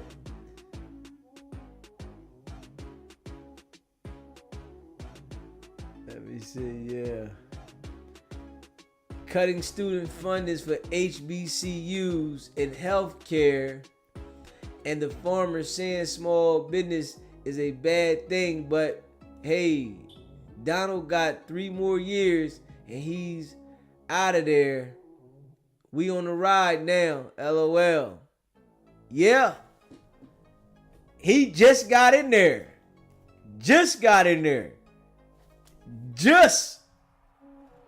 He only been in there for what? A few months? You know, he only been in there for a few months. You know, like the people that did vote, right? Did you vote for Trump or Kamala? I want to hear that. You know, I want to hear that. You know, if you're in the chat and you want to type that, right? Because some people think, you know, Trump is the worst, right? I didn't vote, right? But I would have never voted for Kamala Harris. Straight up. I would have never voted for her. Especially, she was a prosecutor, and I know for a fact that prosecutors send people to jail and they don't even care if they know that you didn't do it. Their job is to get convictions. So I want to hear that. You know, I see somebody, you know, really hates Trump with a passion. I want to see if you voted for Kamala. Straight up. I appreciate that, Latrice. Facts. Straight up. You said I didn't want to vote for either one. Bingo. Hey, respectable. You know, respectable. That's respectable there. That there is respectable. But I definitely, Kamala Harris wasn't getting my vote. She locked up so many black men, it was unreal. Straight up. Straight up. You know, Kamala Harris didn't care nothing about the black people, man. Nothing. Nothing. But she had all the black people fooled because she brought Megan Thee Stallion, Cardi B, and Glorilla out there to rap. She ain't care nothing about the black people. Not one thing. Not one thing. Had a lot of people confused. Straight up, had a lot of people confused. She ain't cared not one bit about no black people. Talking about,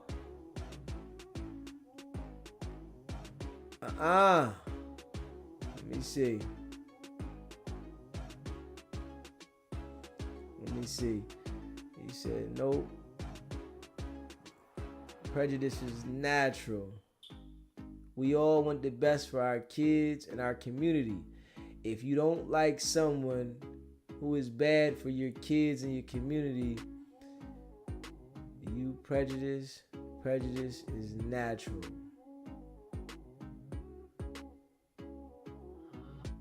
He said, common versus law, many not know, just saying. Let's see. I care more about my local propositions than anything else.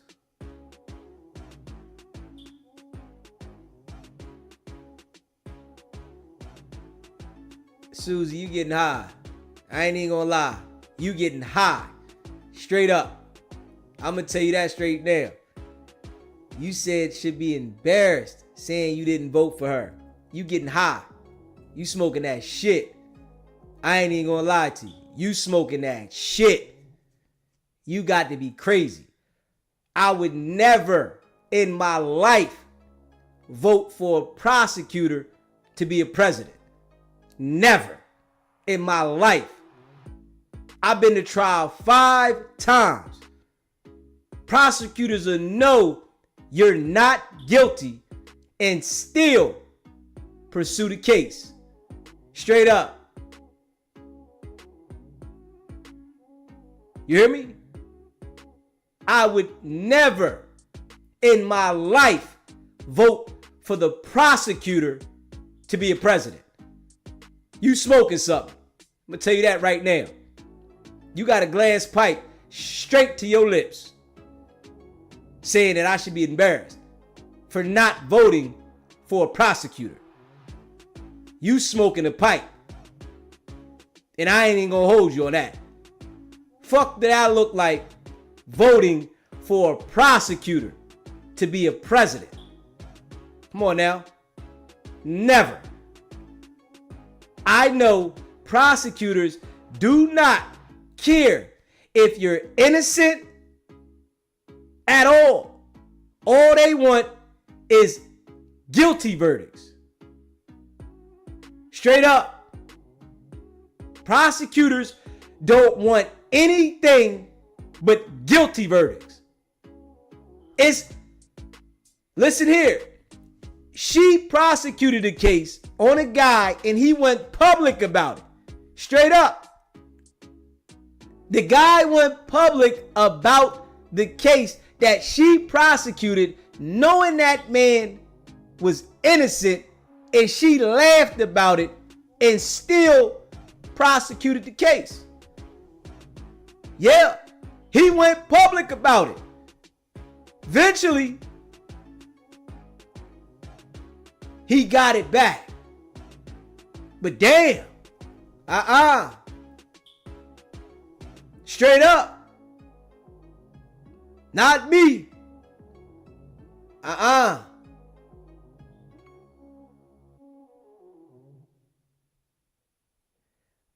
just see you like typing. You want somebody to talk to. You lonely at home. You lonely. The house must be bored because you just talking. Never in my life would I vote for a prosecutor. Never. Never.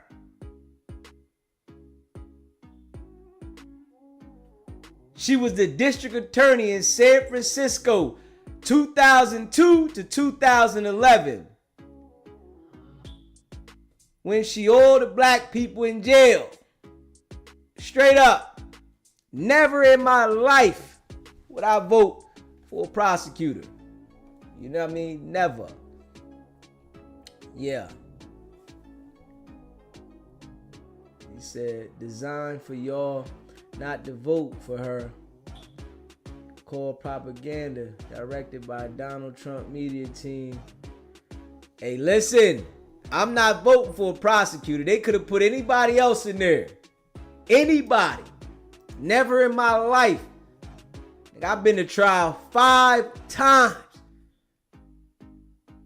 Prosecutors took me to trial for a homicide that they knew I didn't commit.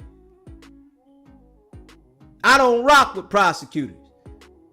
Prosecutors took me to trial for a homicide with my life on the line, knowing I didn't commit the murder. I would never in my life vote for a prosecutor to be the president of the United States. Straight up. I'm just being real. I'm just being real. That's all. Straight up. Never voting for a prosecutor. Yeah. And I'm just being real. You know? See, people that have experienced being incarcerated for a murder that they didn't commit, and a prosecutor pushing the line to disrupt their whole entire life. And they offered me a plea to 25 years in jail for a homicide that I didn't commit. I would never in my life vote for a prosecutor. Never. Shit, you got to be smoking something. I ain't even gonna hold you. You tripping. Yeah. Straight tripping. You know what I'm saying? I know what prosecutors do. I know what they do. I've been to war with them 5 times. Straight up. I've been to war with prosecutors 5 times. I picked 5 juries. I would never vote for a prosecutor to be the president. Straight up. They are the most evilest people because they got a job to do, and it's to get a conviction. That's the thing. Their job is to get a conviction. It ain't about if you not guilty. It's a conviction. That's all. That's all they want to do. But people don't pay attention to that. You know what I'm saying? That's one thing that people don't pay attention to. I'm never in my life voting for a prosecutor to run the United States of America. Because prosecutors, they adapt a certain way in behavior because they get numb to dealing with people. Straight up. They got to go to work every day and prosecute mountains of cases. They don't care about people being not guilty at all. You're guilty. Straight up. They got a mission. They're trying to get numbers. And that's it. Numbers and numbers only. That's all they want to do. They don't care about nothing else. And prosecutors know that. They don't care about you being not guilty. Hell no. They want the rep. You got a murder case. And they can get you found guilty of a murder no matter if you committed it or not. It goes on their record as a homicide conviction. That's it. And from my experiences, knowing that these prosecutors, I had 2 prosecutors now. I went to trial for murder. And I had 2 prosecutors take me to trial, and they both knew that every ballistics from the situation proved that I didn't do the murder. But they took me to trial because I had nothing to say. So I would never in my life vote for a prosecutor.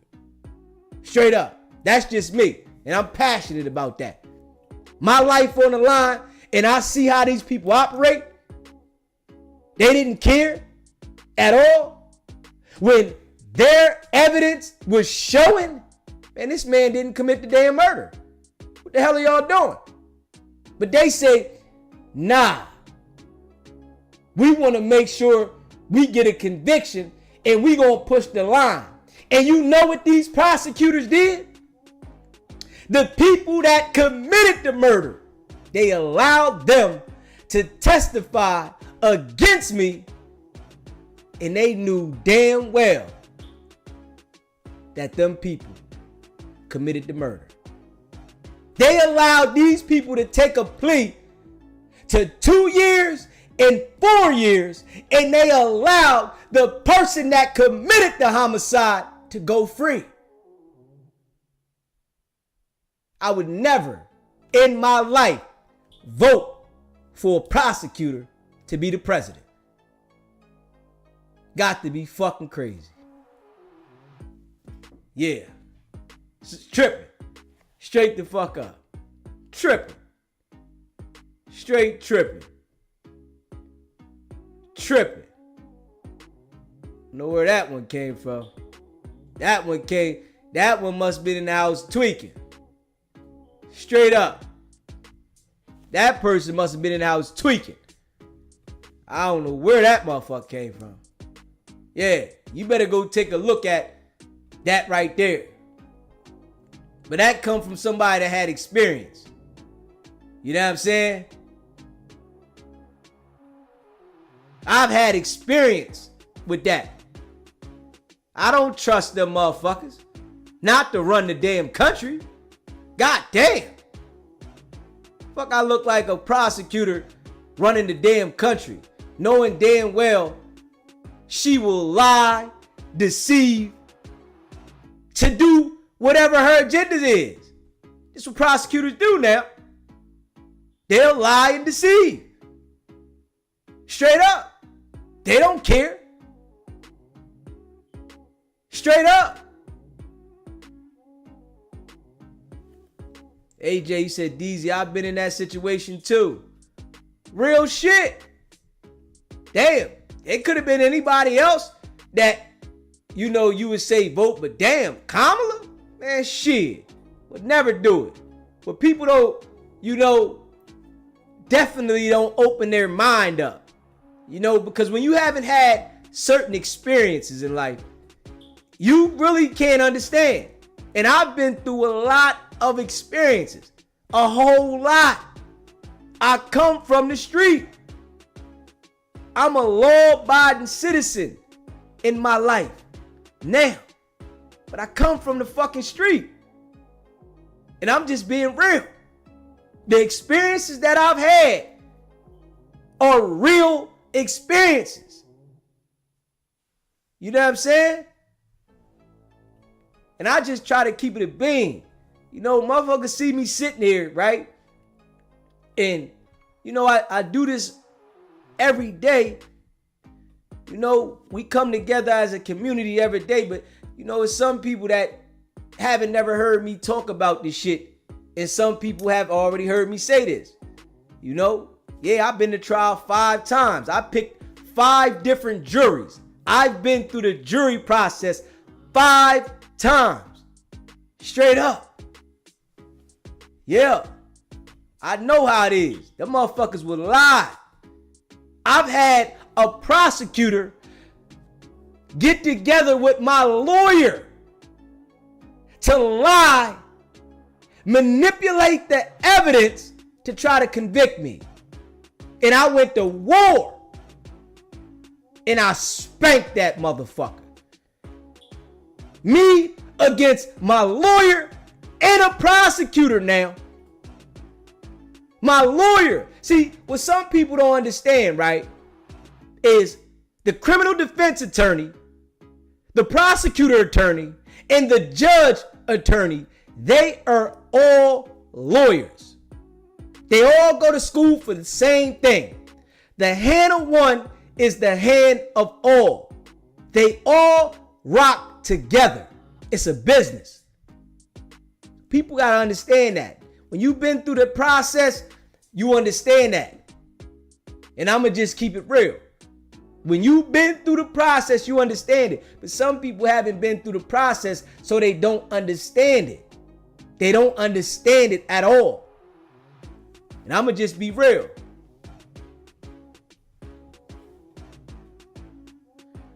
Yeah.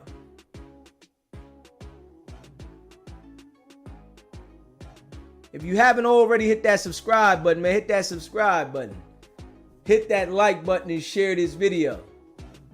I know what it is, though. You know, I know what it is. Yeah. They could have put anybody else up there. They put Kamala up there like they knew that she couldn't beat Trump. She just sat in the office with Biden for 4 years.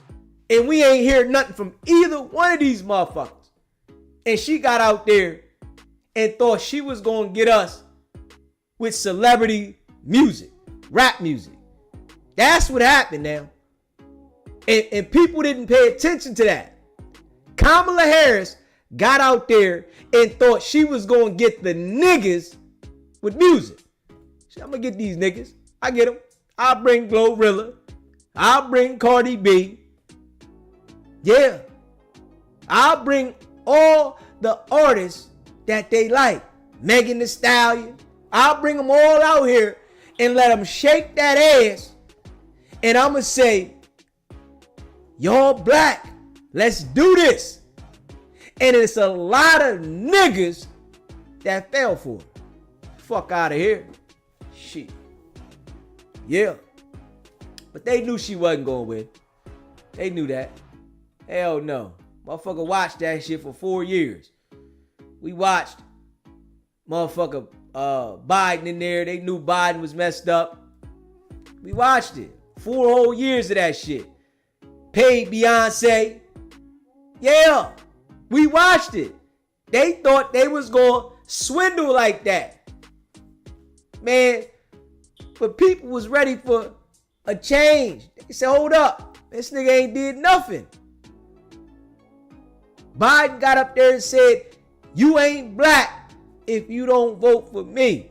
That nigga got elected, man. We ain't heard nothing from him, man. Foul shit, though. Foul shit. Foul shit. Got out there, we ain't heard nothing from him, man. The manipulation, though. And I gotta be real, though. On some real shit. Trump said he was gonna do certain shit, and he got right in there and got at it. Straight up.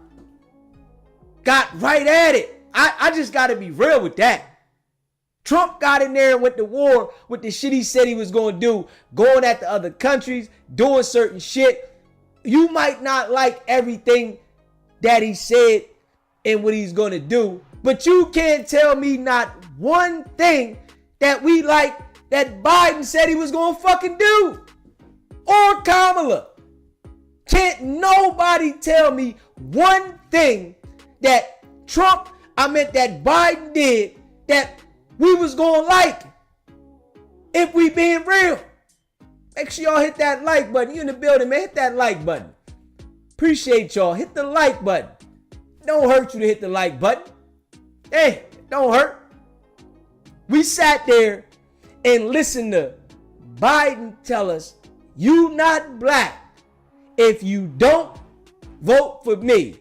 And nobody can't name one thing that Biden said he was going to stand on that he did for us. Come on now. Shit ain't work. It was a manipulation, man.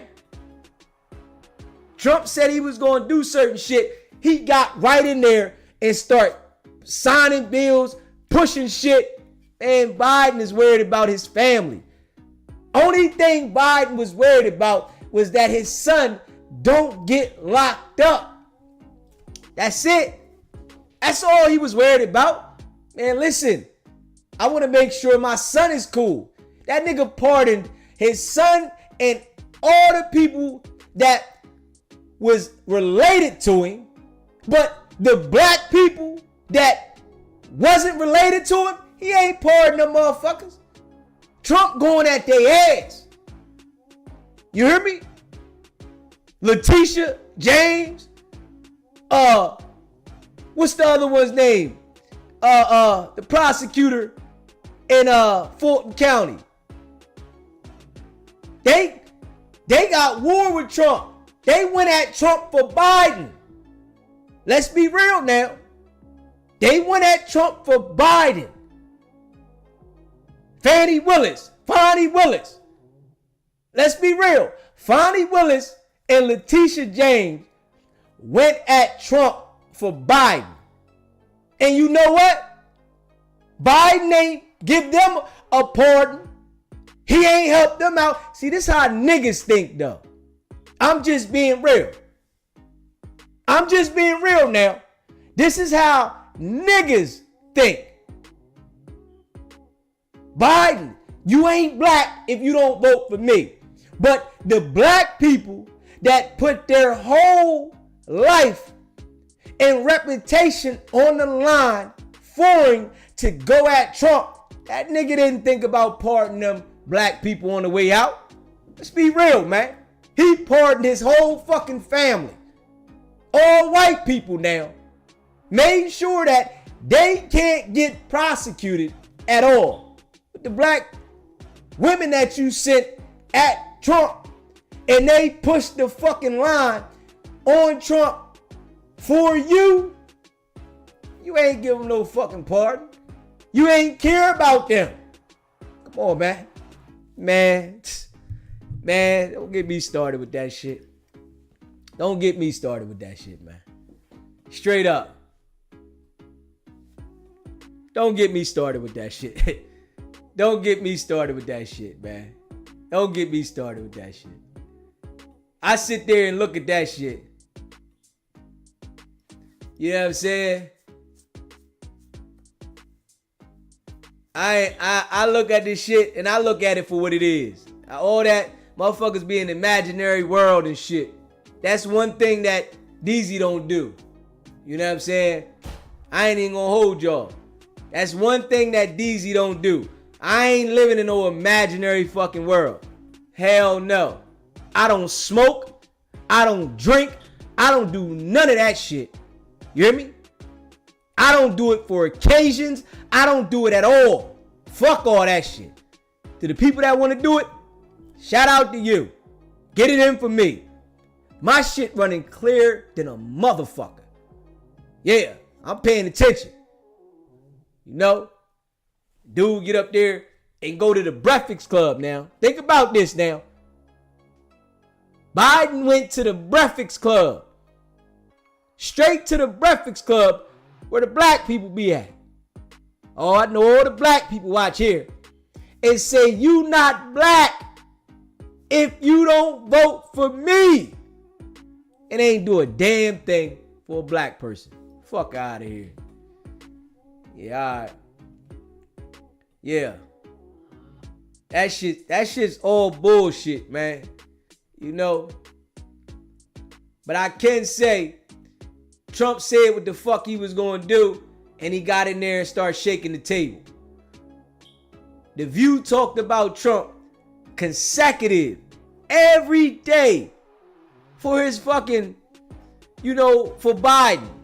Every day they talked about Trump. And the motherfuckers ain't saying shit. They ain't saying shit. But Trump see that a lot of the money that the federal people was paying out, they was paying to dead peoples and companies that ain't even doing nothing. They was paying a lot of money to dead people and people that wasn't even doing nothing, that had contracts that was grandfathered in, that wasn't even doing shit. Trump went the fuck in there and stirred it up, man. Biden ain't thinking about that. He gonna let the motherfucker people that's getting over, let them keep getting over. Go ahead and let them keep getting over. Fuck it. The niggas is dumb. This is what Biden saying, right? The niggas is dumb. We can keep doing this. Nah. Niggas, they dumb. They not gonna catch it. They don't understand it. Straight up. Straight up. Him saying that should have been a trigger for everyone. Most just overlooked and played dumb. Straight up. That shit hit me from the door. When he said that shit, I said, what the fuck? Hold up. Fuck is this nigga talking about? How you gonna say I ain't black if I don't vote for you? You fucking stupid? I'm not black if I don't vote for you. The fuck? Hold up. Oh, I look dumb, huh? I look like one of them motherfuckers. Yeah, all right. But that was the game they was running. That's the shit they was running on the people. Had people twisted, going out talking about I'm going to vote for this, and then don't nothing happen, and then everybody fucking quiet.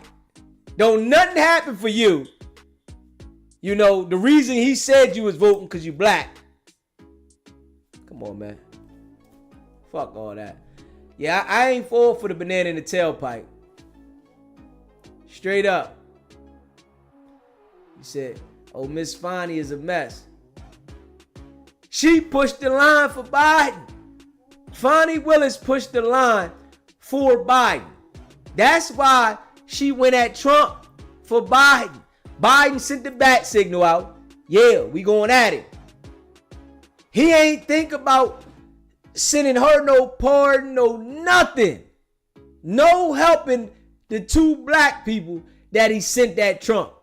He sent Fonnie and Letitia James at Trump. He ain't put no motherfucking shelter around them. All he thought about was his son. And then got up there and told the whole world, I'm not going to pardon my son. When we all knew he was going to do it, it's your goddamn son. Why wouldn't you pardon your son? It's your son. Like, let's be real. But these are the manipulation games that they play on black people. And I'm going to just be real. When he could have just been honest and said, man, shit, that's my son. I'm going to pardon my damn son. Straight up. I'm going to just be honest.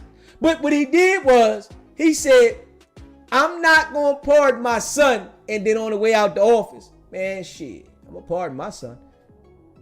Black people, though, this is how they do us, though. They know a lot of our brains don't operate the fuck right. And it's crazy. Just being honest. I'm just being real.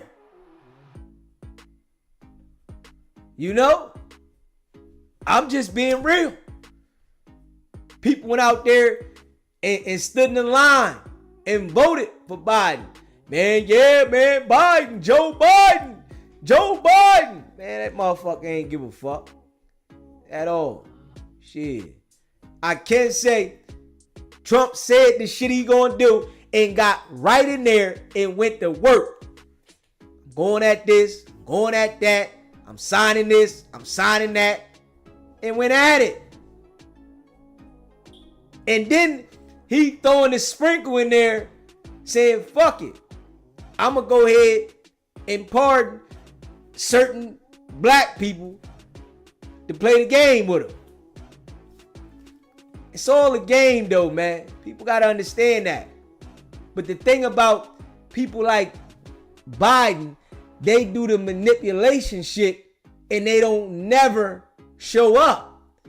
That's the thing. People like Biden, they do the manipulation shit, dangle shit in your face, and they don't never produce anything. Straight up. Biden was in there 4 years, man. I don't even really remember him saying shit. Straight up. I really don't even remember Biden saying shit. The whole 4 years in the office. And I'm just being real with that. The whole 4 years, I don't even remember Biden saying shit. Just me being real. Straight up.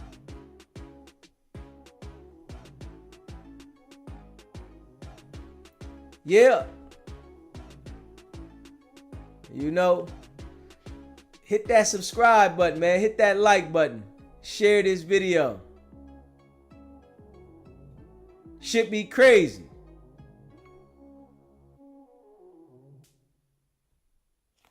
Shit be crazy. Man, hit that subscribe button, hit that like button, and share this video. Yeah, we all watch this one though.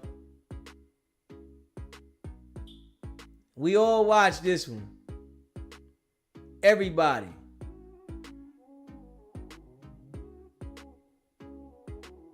Everybody watched this shit. We all witnessed it. And can't not one person go back and say what Biden did for us. Not one person. You know, he was either asleep or eating ice cream. Yeah. All you heard from Biden was, ooh wee, blah, blah, blah, blah. Ain't heard nothing from him. And yeah, but you know, they play that game and shit and manipulate us. And you know, people don't be seeing this shit. You know, he said Biden don't remember Biden saying shit. Straight up.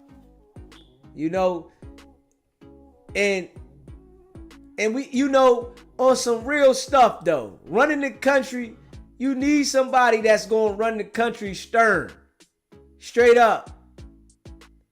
You need somebody that's gonna run the country and be stern. Fuck your emotional feelings. That's what a lot of people get caught up in. How they emotionally feel about Trump, and fuck your emotional feelings.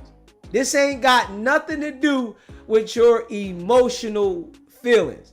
This got something to do with the country being ran, how the country's being ran, with the system that they dealing with other countries.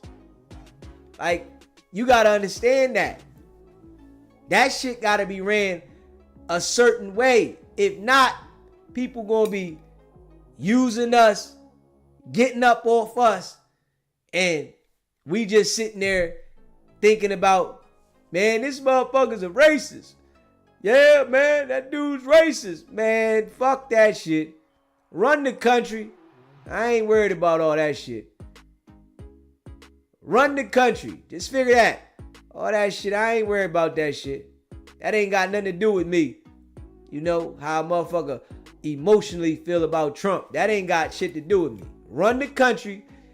Get the country back in line. Get prices of the gas and shit that we gotta operate down. Fuck all that. You know, I don't want to have an emotional feeling about the president. You know what I mean? It's a lot of people, they emotional. You know what I mean? I don't want no emotional feeling about the president. Run the country, get gas down, get the shit that I use down. If you can do that, appreciate you. Damn. Help. When I spend my money, I feel like I'm getting a bang for my buck. You know what I'm saying? Do that. You do that, I don't give a fuck how you emotionally feel about me or anybody else. I want to figure out how to spend my buck and live my life without feel like I'm being robbed. You know what I'm saying? Biden was in there. I felt like I got robbed for 4 years on gas. Straight up. I felt like I had 4 years of robbery, and I get gas frequently. You know what I'm saying? I get gas frequently. One of the fucking cars I drive take 93. I get gas frequently. I felt like I got robbed for 4 fucking years when this man said, "You not black if you don't vote for me." That's just how I feel. You know, some people might look at it different. Some people might feel a different way. But goddamn, that's how I felt. For 4 years, shit was just outrageous. What the fuck is going on around here? God damn. He gonna get his hold on something? Or they just gonna keep doing whatever? Nah, because, you know, it's certain people, right, that get in there, they don't care about how the people that's living every day are really affected. It's all a facade. You know what I'm saying? It's all a facade. Certain people don't give a fuck. They like, man, shit, I'm just running this shit my way. It is what it is. Because they paper already long. They ain't suffering a financial loss of gas and shit like that. They don't care. Straight up. So why would they care? It ain't affecting them. Motherfucker Biden on jets and shit. Chauffeurs every fucking where. Security, Secret Service, all that shit. Why would he give a fuck about the gas price? At all. Why? I already done fooled the people and told them, "You not black, you don't vote for me." They all ran out, voted for me, put me in there. Now, we trying to get Kamala in there, right? Let's put her in there, knowing damn well she emotional as a motherfucker. We gonna put her emotional ass in there, and the people know that she was running around convicting people that might have been innocent. Now we gonna put her emotional ass in the seat. Man, fuck out of here. You know, I mean, that's just how I look at it. You know, I'm just being real. That's just how I look at it, man. You know, everybody got their own opinion. You know, you can have a different opinion. If you got a different opinion, you can call in. Let me know how you feel about it. You know, the line is open. That's my opinion. You know, everybody got their own opinion and what affects them. You know, certain things that might affect me might not affect you. You know, I'm just saying what affects me, how I spend my dollar. You know, I don't think Biden had a concern at all how the dollar was spent. I don't see the concern that he had. You know, he made it to be the president. He accomplished something that he wanted to accomplish. He made it to be the president. But I just don't feel that he did anything to help the people. Like, nothing. You know, I don't see what the fuck he did. I just see he was the president. I don't see anything that he pushed. If you know something that you feel that he pushed and it helped the change, let me know. You know what I mean? I'm just being real. Yeah.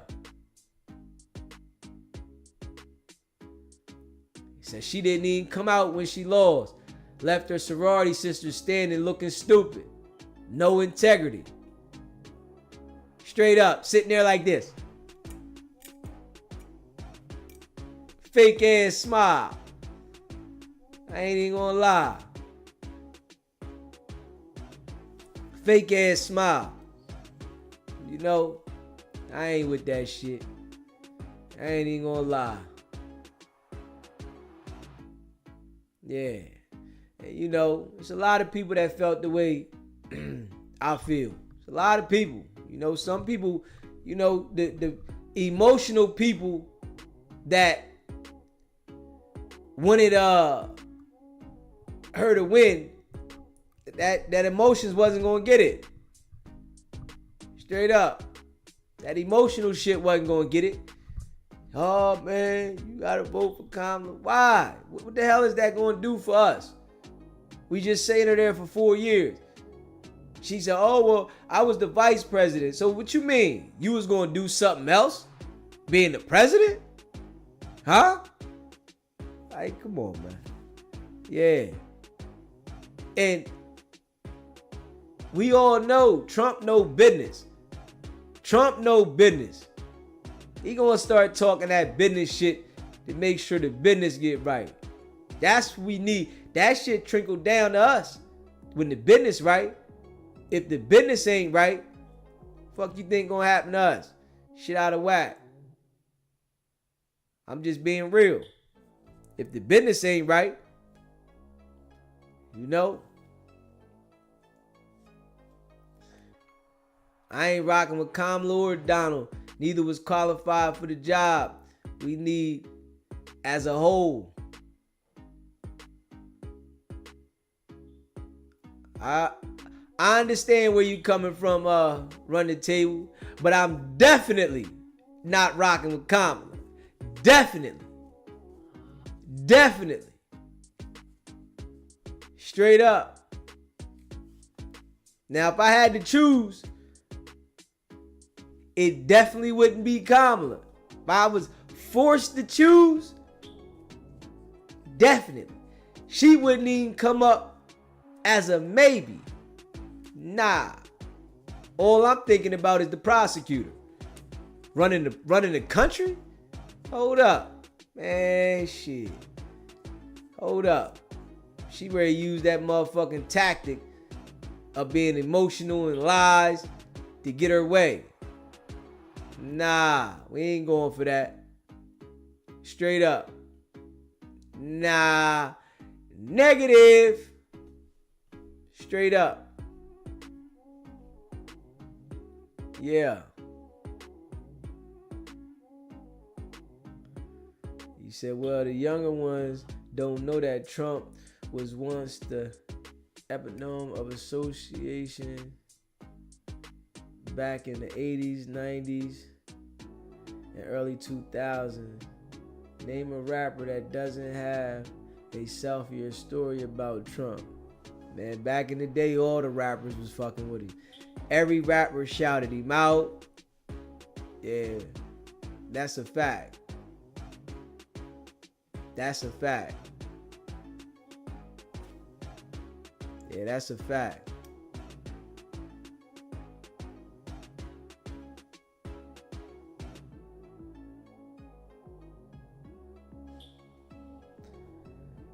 Yeah. Man, I appreciate all of y'all rocking with me, man. If you haven't already subscribed to the channel, hit that subscribe button, hit that like button. I appreciate all the donations, all the support today. I appreciate that. Facts. Definitely appreciate all of y'all. Y'all's in the building, man. And make sure y'all subscribe for me and hit that like button. If you here, hit the like button. I appreciate you. And that's a fact. You know, we growing solid. If you would like to become a member, it's pinned at the top of the chat. If you want to go check the merch out, it's sbgbtv.com. I appreciate y'all. If you want us to promote anything for you, you can email me at sbgbtv@gmail.com. And the promotion is $40 a day, or to be $200 for 7 days. I appreciate all of y'all, and that's a fact. You know, we're going to keep grinding non-stop. And Y'all know I appreciate y'all, man. I want y'all to stay locked in. Make sure y'all hit that notification bell so you can be notified every time we go live. And the grind don't stop. We building, we growing. And y'all know we real consistent.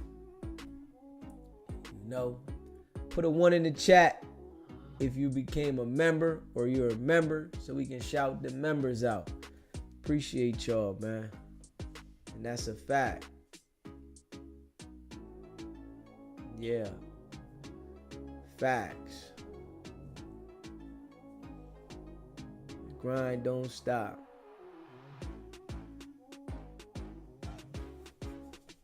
But we all see what it is.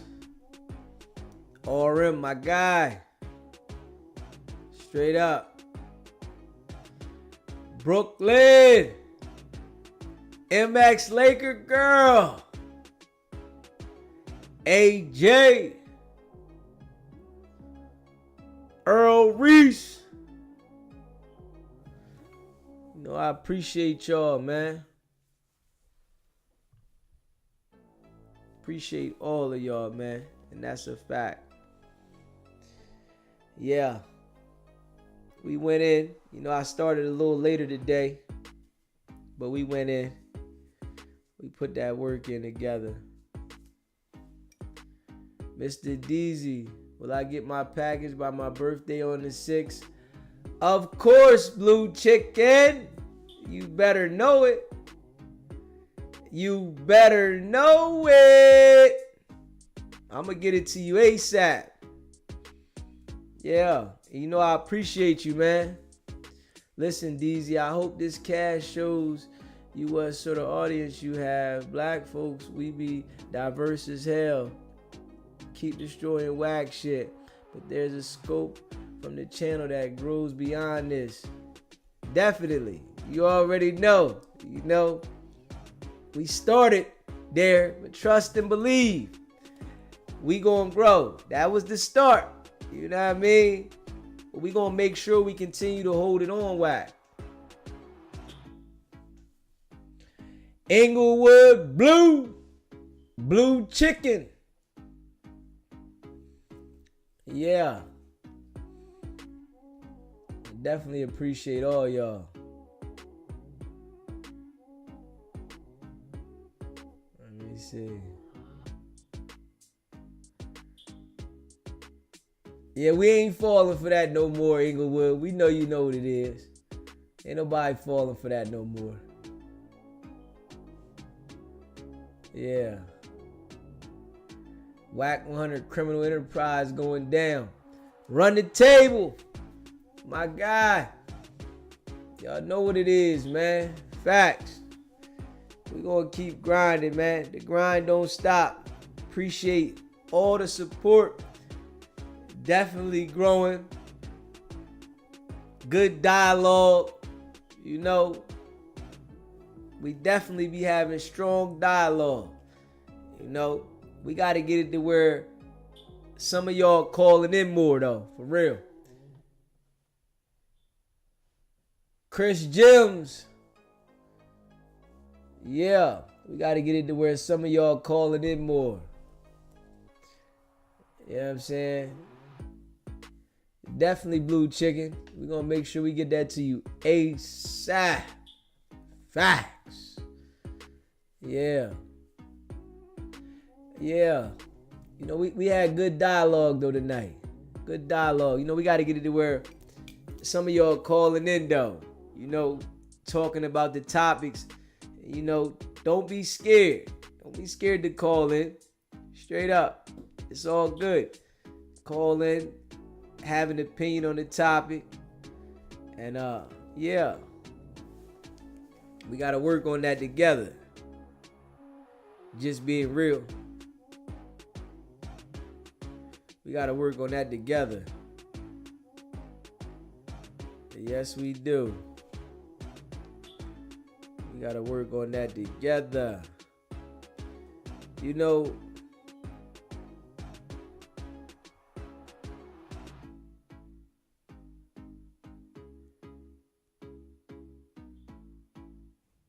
let me see. Yeah. Let me see. Did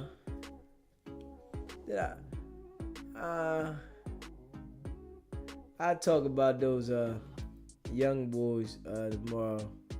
The ones that's in jail got life. They waited to go to jail to try to like put a plan together for a hustle. What you say, Brooklyn? I did call. No, you didn't, Brooklyn. No, you didn't. Yes, you did. Yes, you did, Brooklyn. Yes, you did. Call back in, Brooklyn. Hold up. Let me call you now. Hold up. We call Brooklyn on the way out. My bad, bro. I ain't even see that. Please leave your... Brooklyn, let's get you back on the line. See if we get you back on there, Brooklyn. I ain't know you to call. You know you my folks. Let's see if we can get Brooklyn on there. All right, Brooklyn, you said you ain't ready no more?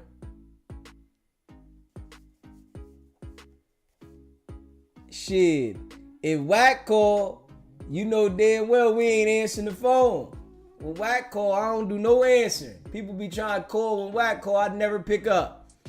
Like, how I'm gonna answer the phone when I got somebody on the phone and we having a conversation? That shit'll never work. Regina. Yeah. I ain't even see that you called, Brooklyn. I ain't gonna lie though. I did not see that. That shit didn't ring at all. Facts. You said I'm so upset. Yeah, I ain't see that you called, Brooklyn. You know, listen, if you call, you know we gonna answer the phone if I see it.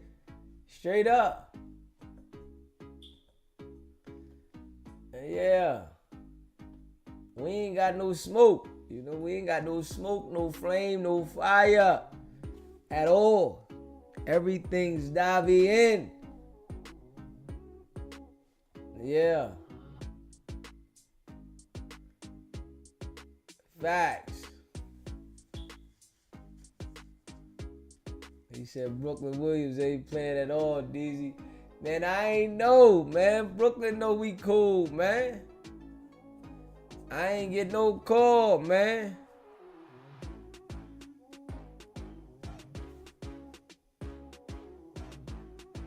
I ain't get no call at all. I'm just being real. I ain't get no call at all. I don't know what happened. Yeah, I missed it. The volume must have been down, bro. Volume must have been down, man. You know when you call mans on the phone, you know what I'm saying? Miss Mary. Yeah.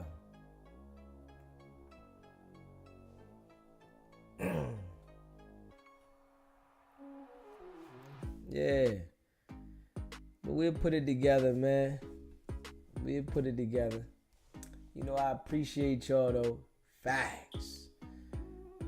Make sure y'all hit that subscribe button, hit the like button. If you in the building, hit that like button. On the way out. Bro, think twice, TV. You say you gonna call tomorrow. That's what it is. Call in. Y'all know we locked in. We locked. Locked all the way in. You know, I appreciate everybody that donated today too. Blue Chicken, you snap. I appreciate you. Facts. You know. Yeah. And oh yeah, Blue Chicken, you sent that in today, right? Definitely appreciate you, right? And it's baby girl birthday today. You know, happy birthday to baby girl. It's, you know, crazy thing is, we both Geminis. That's no cap. You know what I'm saying?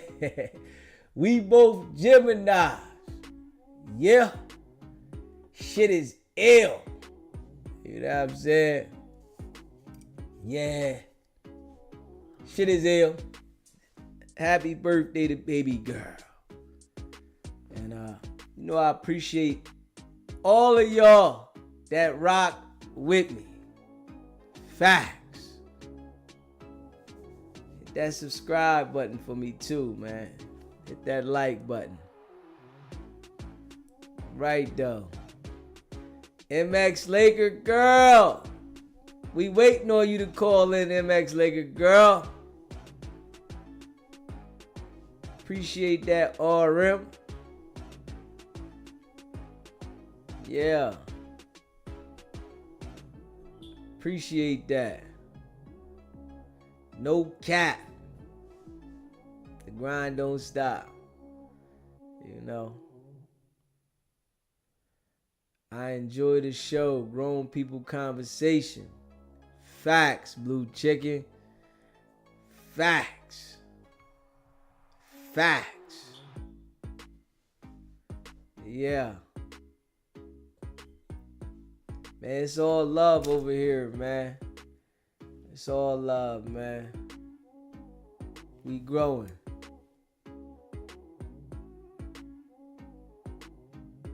.305 in the house for sure. South Miami, born and raised. I'm talking about. Straight up.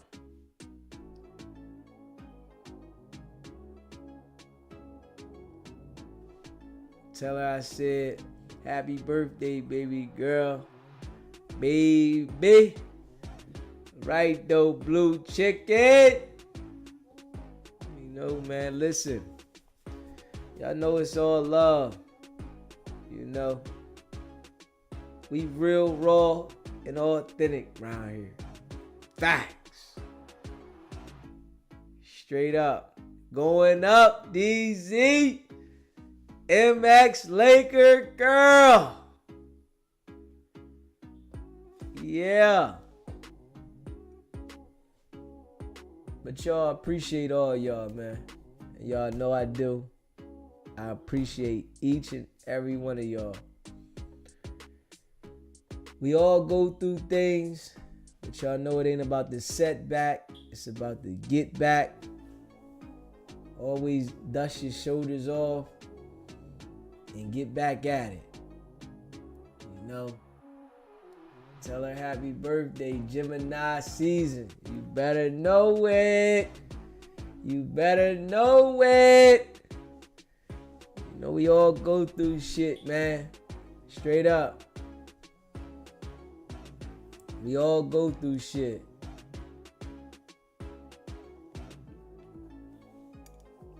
Only person confused is you, Inglewood. Ain't nobody else confused but you. SBGB TV, it's a live call-in show. State your name, where you calling in from. My name David. I'm calling from Baltimore, man. How you doing tonight? What's going on, my brother? Hey, man, I subscribe to your channel, man. I'm on home monitor right now, but when I get the chance, definitely going to support you, man. I appreciate you, man. You remind me of the real people that I was raised around, like back in the day people, man. You authentic, you keep it real, and you tell the truth, man. And we need more people like you to do that, man. I really appreciate you, brother. I'm thankful. I'm glad that you answered the phone, man. Like for real. Like from where I'm from, like certain things like these gang things and all the stuff you talking about. My family, we don't tolerate none of that, man. It's misleading. Everything's misleading. And like how you say, we dumb ourselves down by listening to other people's perspectives, man. And not listen to the real and authentic and things that how you break it down, man. You break it down, man. I'm making sure that everybody that I know, you want to subscribe to your channel, man. And I greatly appreciate that, my brother.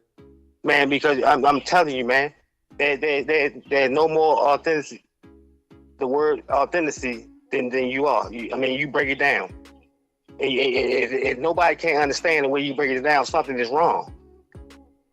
Real it's not meant for them to hear it, man. But at the end of the day, as a real person, everybody say they real. You know what I'm saying? So I want to throw that out the door. this being down to earth, being from the cloth we cut from, and how we was raised. You know what I'm saying? Love your neighbor. Do the things you do is right. Do the things you know is right, man. You know what I mean? And don't tolerate no nonsense, man.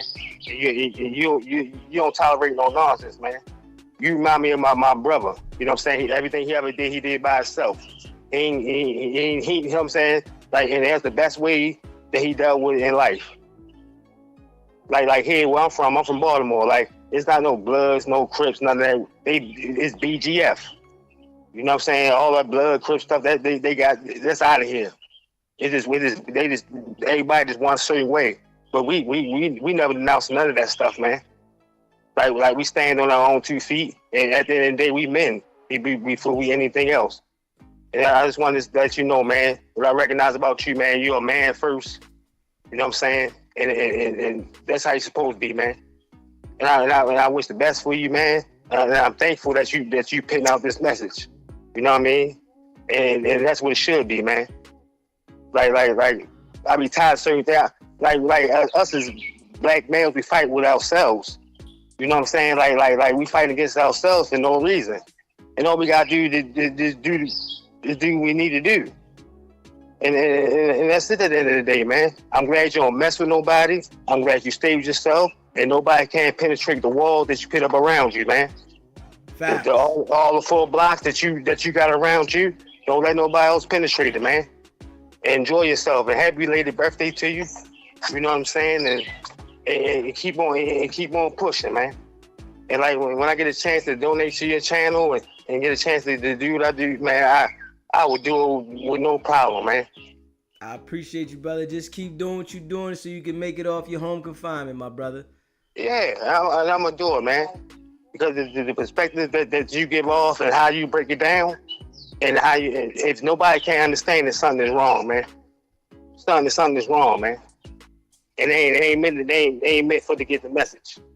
But the message you putting out, man, as a young black man, I ain't gonna say I'm young. I just turned 45 this year.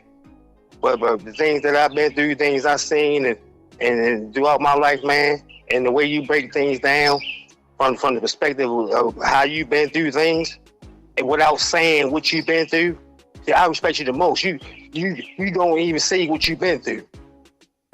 I could just tell you've been through something by how you explain stuff. And I don't even want you to even never tell nobody what you've been through. You know what I'm saying? Or tell them that's what people want. Just listen to what I'm saying to you and listen to the message. But man, just keep doing what you're doing as SBG TV, man. And I make sure, I'm telling you, I'm gonna have people subscribing to your channel, man. It's cool, man. And I'm thankful that you answered the phone for me. And I definitely, when I get back to where I need to be at in my life, I definitely donate to your channel, man. For sure, man. Thank you, brother. Stay locked in. I definitely will, man. Appreciate you. Lock me in because there's no too many people that's not authentic or down to this flat line. No ups, down, left, right, BA, select, start. There's none of that. You just straight flat line. And all the stuff you talking about, Wack and all that, man, I always read his, or I always, man, like real people can just tell it off the top. But you got to fight sword with sword. And everybody, if you don't understand what this man doing, shoot, he don't care. He gonna kill everything in front of him and it don't even matter as long as he survive. And like I said, at the end of the day, when it's come down to him, he gonna kill himself before he gotta go do something. He can't go nowhere. He's stuck. But at the end of the day, man, just keep on doing what you're doing, man. And people out here, we listening to you. Believe that. Every day, my father listens to you. My brothers, man, it's 8 of us. I got 5 brothers and 2 sisters, man. I let everybody listen to you. Everybody. They tell their friends about you, everything, man. Like, for real. Shout out to Baltimore, man. Yeah, just breaking it down. Like, everybody, because you break it down. If they can't understand how you breaking it down, then it's common sense, man. But keep on pushing, man, and your channel will grow. And like you said, he know, and stay on his ass. Don't change the subject, don't change nothing. Keep on doing what you doing. You on his ass. And stay, because like you say, everybody got short-term memory. Yeah. And it come and it go. As long as you keep on standing on his ass and keep on pushing, keep on don't change the subject for nothing. I don't care what somebody tell you. I don't care if they say, man, you got to change. No, don't change shit up. Stay on fat butt ass, pork butt ass. Stay on their asses, man. Like don't change it up to you see some results. They can say they want to say about Aaron the Plumber. No, man. Aaron the Plumber gonna start. He gonna. That's the domino effect. Because he keep pushing and doing what he doing. I don't care. He a civilian. That's just a domino effect. And he gonna get his at the end. He need it, man. He need it, man. They ain't Loose Cannon, Big U, all them. They ain't had to go out like that. They could have went out on their own time. But he made it sure they go on his time. You know, like you say, he been working. And like I ain't for this, none of that. I'm all about positivity, man. I'm all about, you know what I mean, the youth. You feel me? I just lost my mother, I lost a lot of things in my life. You know what I mean? But at the end of the day, we still got real men out here, man. And at the end of the day, you're a real man, man. Keep it pushing. Don't let nobody in. I don't care who it is, a cousin, a friend, relative. I don't care nobody, whatever. Don't let nobody in your circle, man. I like how you operate. You remind me of people in my family, man. So keep moving how you moving. I mess with you, man. Love you too, man. And just keep doing what you doing, man. And keep breaking that shit down. And I appreciate you answering this phone, man. All right, brother. I appreciate you. Stay locked in. We'll be back tomorrow. Yeah, that man, don't keep on. I can't wait till you come back, man. I'll be looking for you every day. I appreciate it. I holler at you though, man. Appreciate you. All right. Appreciate you, my brother. Facts. You know, that right there sounds sincere. Brother sounds solid on that one. Straight up. Real recognize real. Yeah. Y'all see how we doing? We delivering. Community building strong. And we staying solid. Straight up. Facts. The grind don't stop, man. Stay locked in, man. Hit that subscribe button for me. If you in the building, hit that like button. Hit that subscribe button. Hit that like button. Share this live, man. I appreciate all y'all. Shout out to everybody. Straight up. Shout out to everybody. Facts. And y'all know what it is, man. It's not about the setback. It's about the get back. Nah.